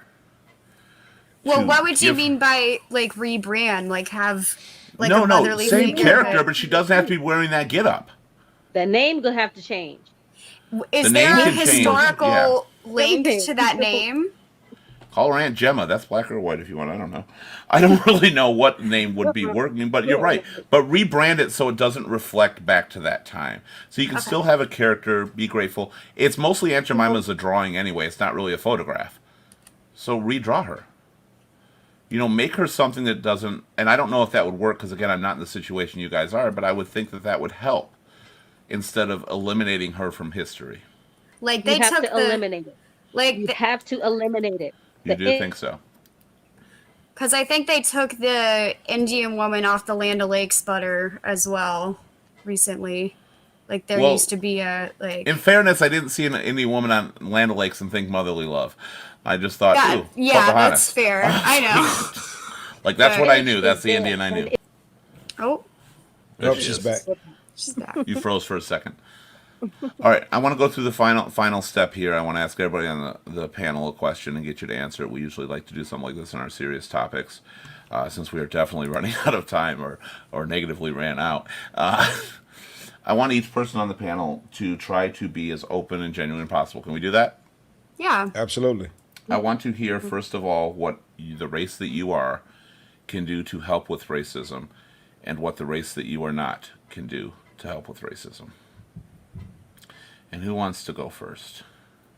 Oh man, I'll go first. All right, Gail Marie. So, my race is white, obviously. Well, you don't have to say it. It's not like alcohol. Hi, I'm a white person. My name's Gail Marie, and I'm white. Yeah. I think what we can do is just stop being so triggered by everything and just listen more, and have these conversations. I think that can go a long way, even in our small communities. And just show empathy and love. I think that's where a lot of this stems from fear of the unknown. And if it's known, you won't fear it, And I think that can go a long way. I don't have the solution for everything, but that's just your opinion on it, because my that's thoughts. what people think, maybe it'll inspire some people. Yeah, and then I'm really not comfortable talking about the other race because I'm not that race. But from your perspective is why I'm asking you. If from your Right. perspective you thought there was something they could do to make this change, this transition easier, what would it be? It isn't necessarily right or wrong or to be argued. Just Yeah. a curious position you would stand. You volunteered first. Yeah, I know. I just think they don't need to do a lot. I think it's mostly from our end. We need to be more understanding and we need to be more. So I guess being more open to have those conversations, I guess, is the only thing that I can think of. That's a fair But- enough answer. Yeah. What about you, Dazzy? We're going clockwise. Well, I agree with you, Gail Marie.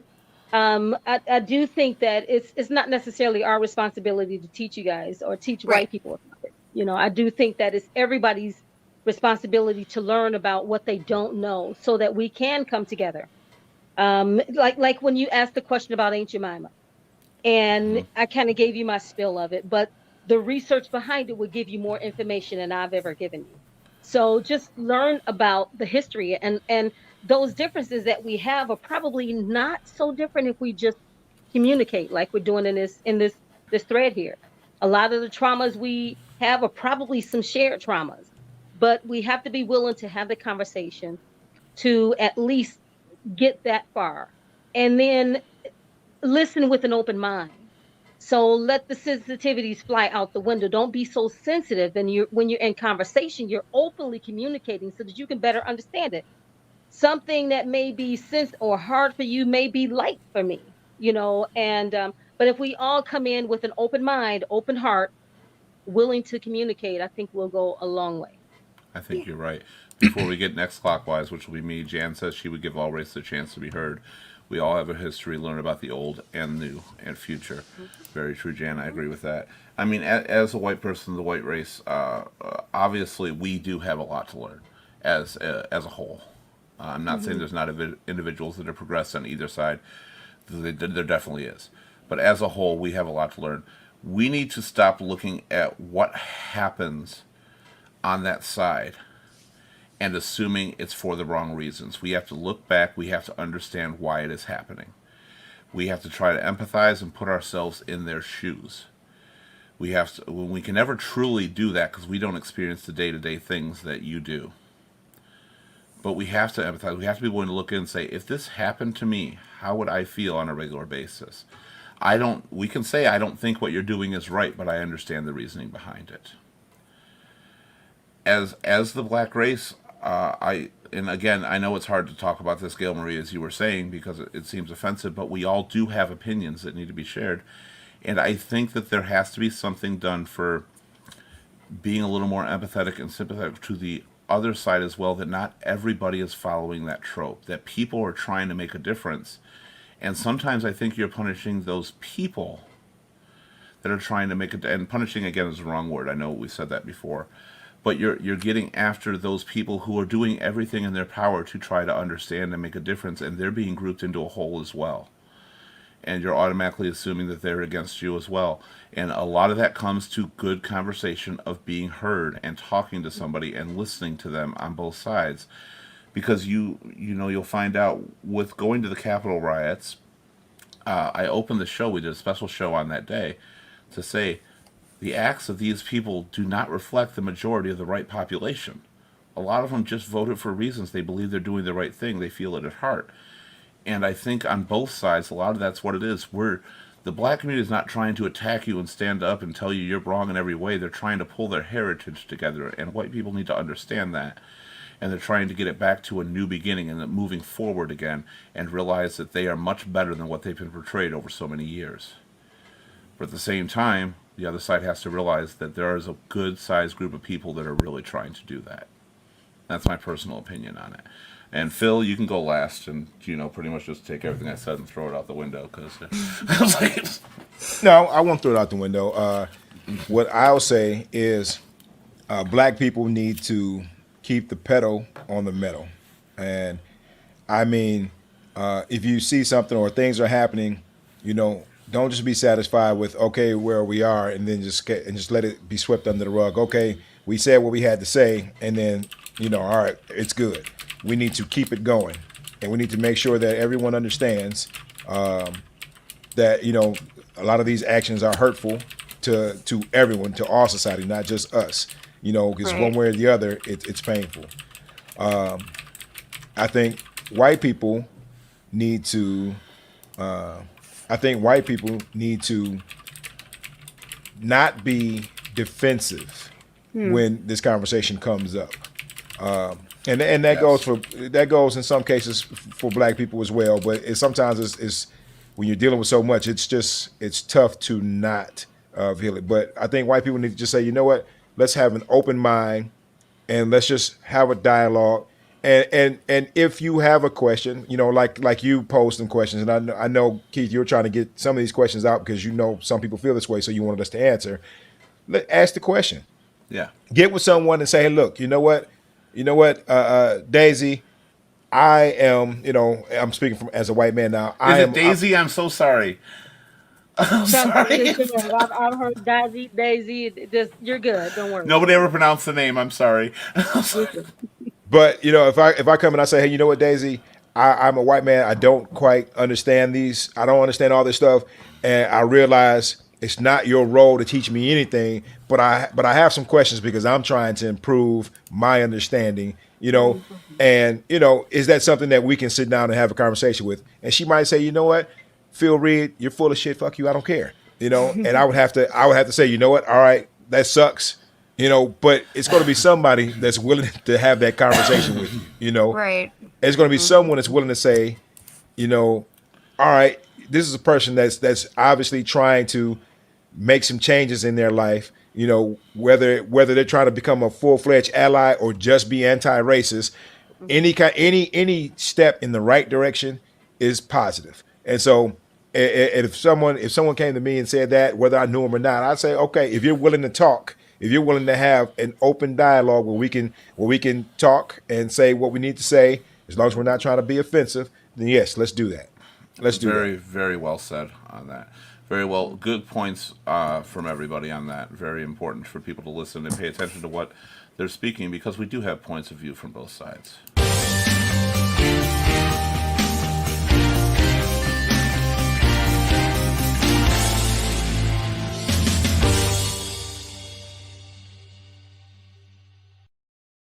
I mean, come on, how do you hit a topic like this and not have to go through some of that deep conversation and hear some of the things that people are afraid to talk about?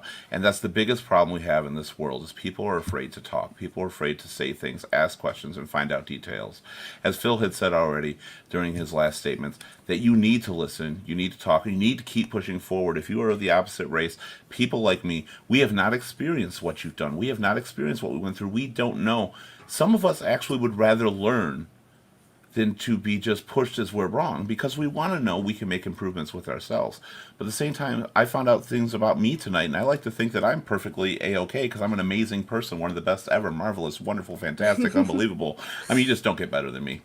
But I found out some things that were about me that were actually, I didn't even realize. I didn't understand how the Answer thing affected people, and that was a big hit for me too.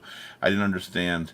I actually saw the trigger. I've never seen somebody triggered when I mentioned my Aretha outfit.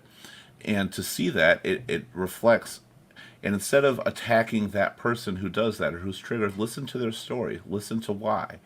Try to understand and put yourself in the shoes. As of right now, racism is not going to snap and go away. It's got a long ways to go. We've got a lot to learn.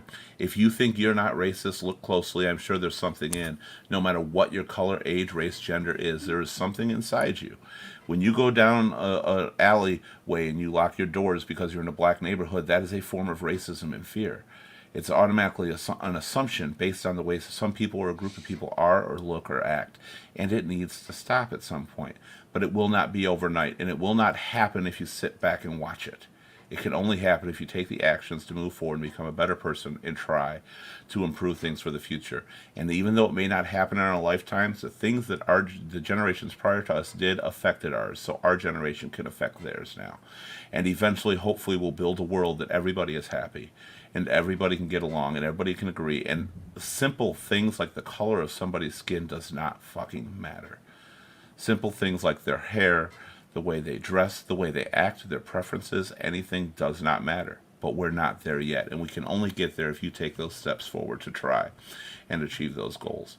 it starts with you. It doesn't start with anybody else. Because if nobody has it start with them, then it starts with nobody, and it never goes anywhere, and it never advances. Today's topic has been, of course, the color-bound world dealing with racism. We learned a lot. We had a very diverse panel. We learned a lot about how different people have heard things, how it has affected their lives, how growing up changed for them, and how it was different for everybody. And it's so hard to sometimes see things on the other side when you're stuck on a different side. You're blocked. You don't understand. So listen and learn and find out. Very important.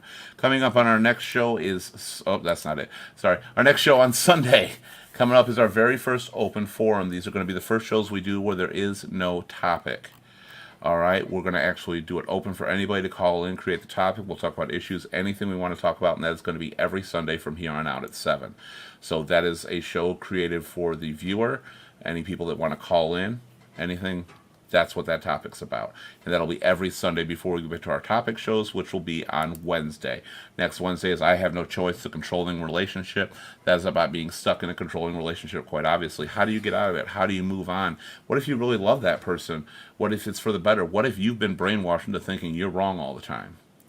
A lot of people don't realize that they're stuck in those situations, but there's those few that escaped, and maybe they can tell you their secret and how you can still have a happy life. It doesn't have to be that way. Don't forget to like, share, subscribe, and follow to Ear Shoulder Voice on Facebook, Twitch, Instagram, LinkedIn, Twitter, and YouTube. I always forget all those, but I think I got them out there, and we'll be there for you. Thank you again for being here. My name is Keith Liff. And Phil, absolutely great having you. You had some great insight to everything. I love the way you speak. You're very articulate with what you say, and you make people listen, and that is well needed. People need to hear the things you say and what a lot of people have to say, so thank you. Thank you. Gail Marie, really nice to have you here. We didn't even really talk a lot about your family, which I know where it came from. We didn't get to a lot of that, but you are absolutely great on here too. You definitely are. You're a little stronger than I am, I think, in this sense, is you are even more forward than I am. I like to think that I'm very forward, and I don't. I think I am, like Daisy said, I am one of those can't we all get along people, because I really wish that the last 400 to 500 years didn't happen. I can't imagine being a person of color and wishing that as well. Yeah. Because of what Thank you've you. been through. Thank you. Daisy, I want to call you Dazzy because I'm used to it now, but we're going to go with Daisy at this point. Daisy, I'm glad you were able to pop on. I know we were waiting for you to get on. I'm so glad to have you here. The way you speak also was extremely helpful. I wish people could watch this show and learn how everybody speaks to each other, even when moments might seem a little bit heated or triggered. No matter what, you take the time to sit back and listen to one another. I think that's very, very important. Mm-hmm. And Daisy, that's what you did. You listened, and then you explained, and every time you did, I saw things in a different light, and I appreciate that, and I hope other people do too. Well, thank you. I enjoyed being here. I definitely enjoyed having you here. I want you all to take care and have a great day. We will see you Sunday for our open forum show. Thank you again for joining us at Ear Shoulder Voice. Bye, everybody. Bye, guys. Take care.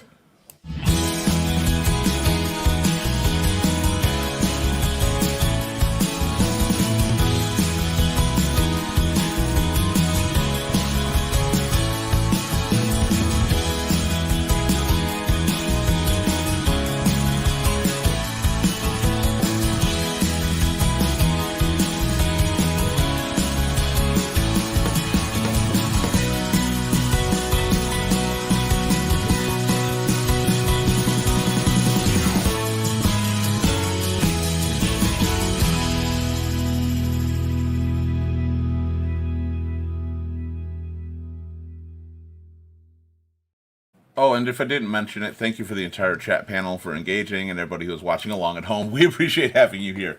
I forgot to mention that at the end. So I can't tell you, I was so nervous about this show, and I really appreciate it for everything you guys brought.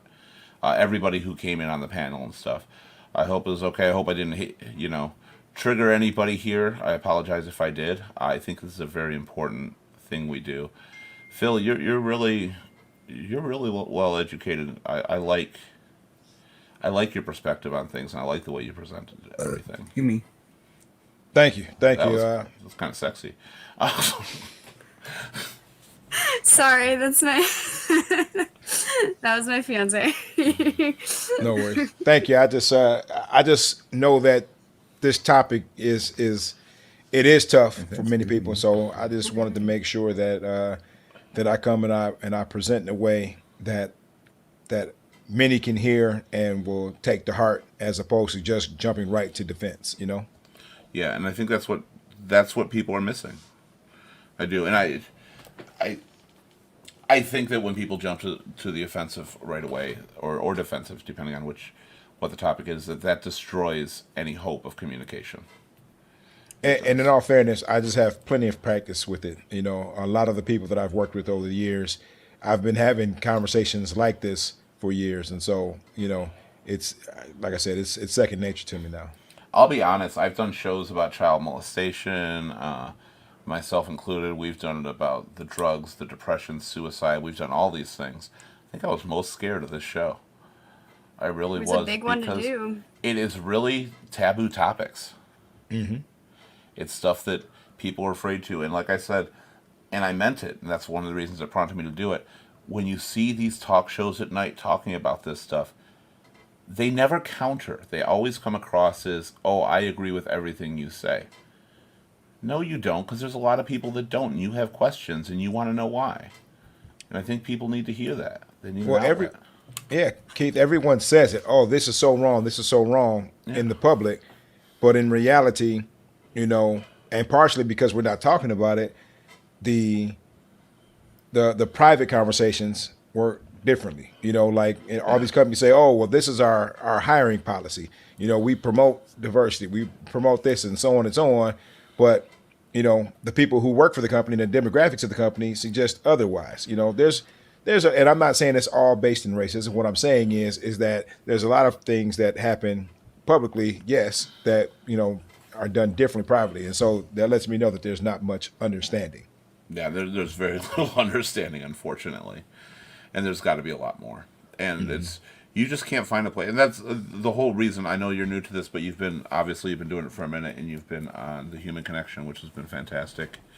On there, you talk about a lot of stuff that is very deep. You go a little bit more conspiracy side than we do, which is enjoyable. It's a little different. You're not live anymore, right? Yeah, we're live. Oh, It's the after show. We're supposed to pretend we're not live, but we are. It just goes for about 5 minutes, and then we cut off. It is.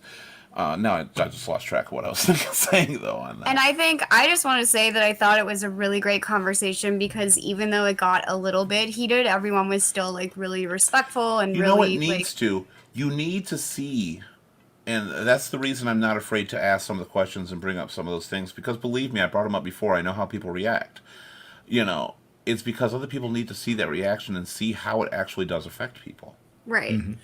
And it helped us all. Like, I learned something. I didn't know anything about Aunt Jemima, and I didn't know, I knew there's a YouTuber that I follow that's gotten in trouble for blackface, so I knew a little bit about that, but I thought it was just a really good conversation overall.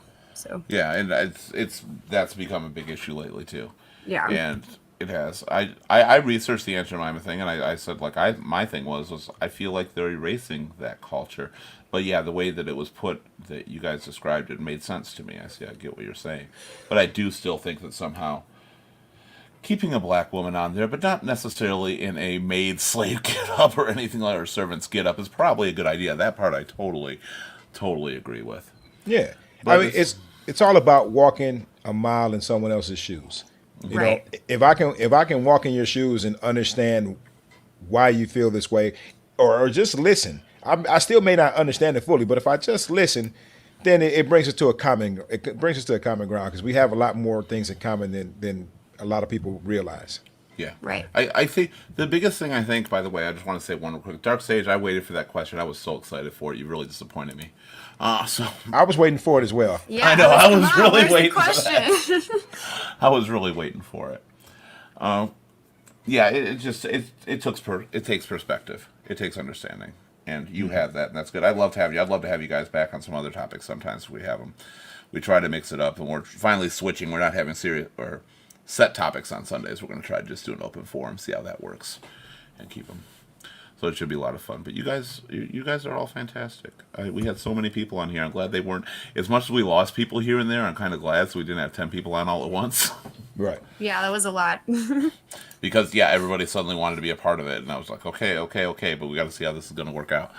But I was really glad to have this panel, and Vince is great, and I want to get on your guys' show at some point. Sounds good, man. And thanks for having me on. I appreciate it.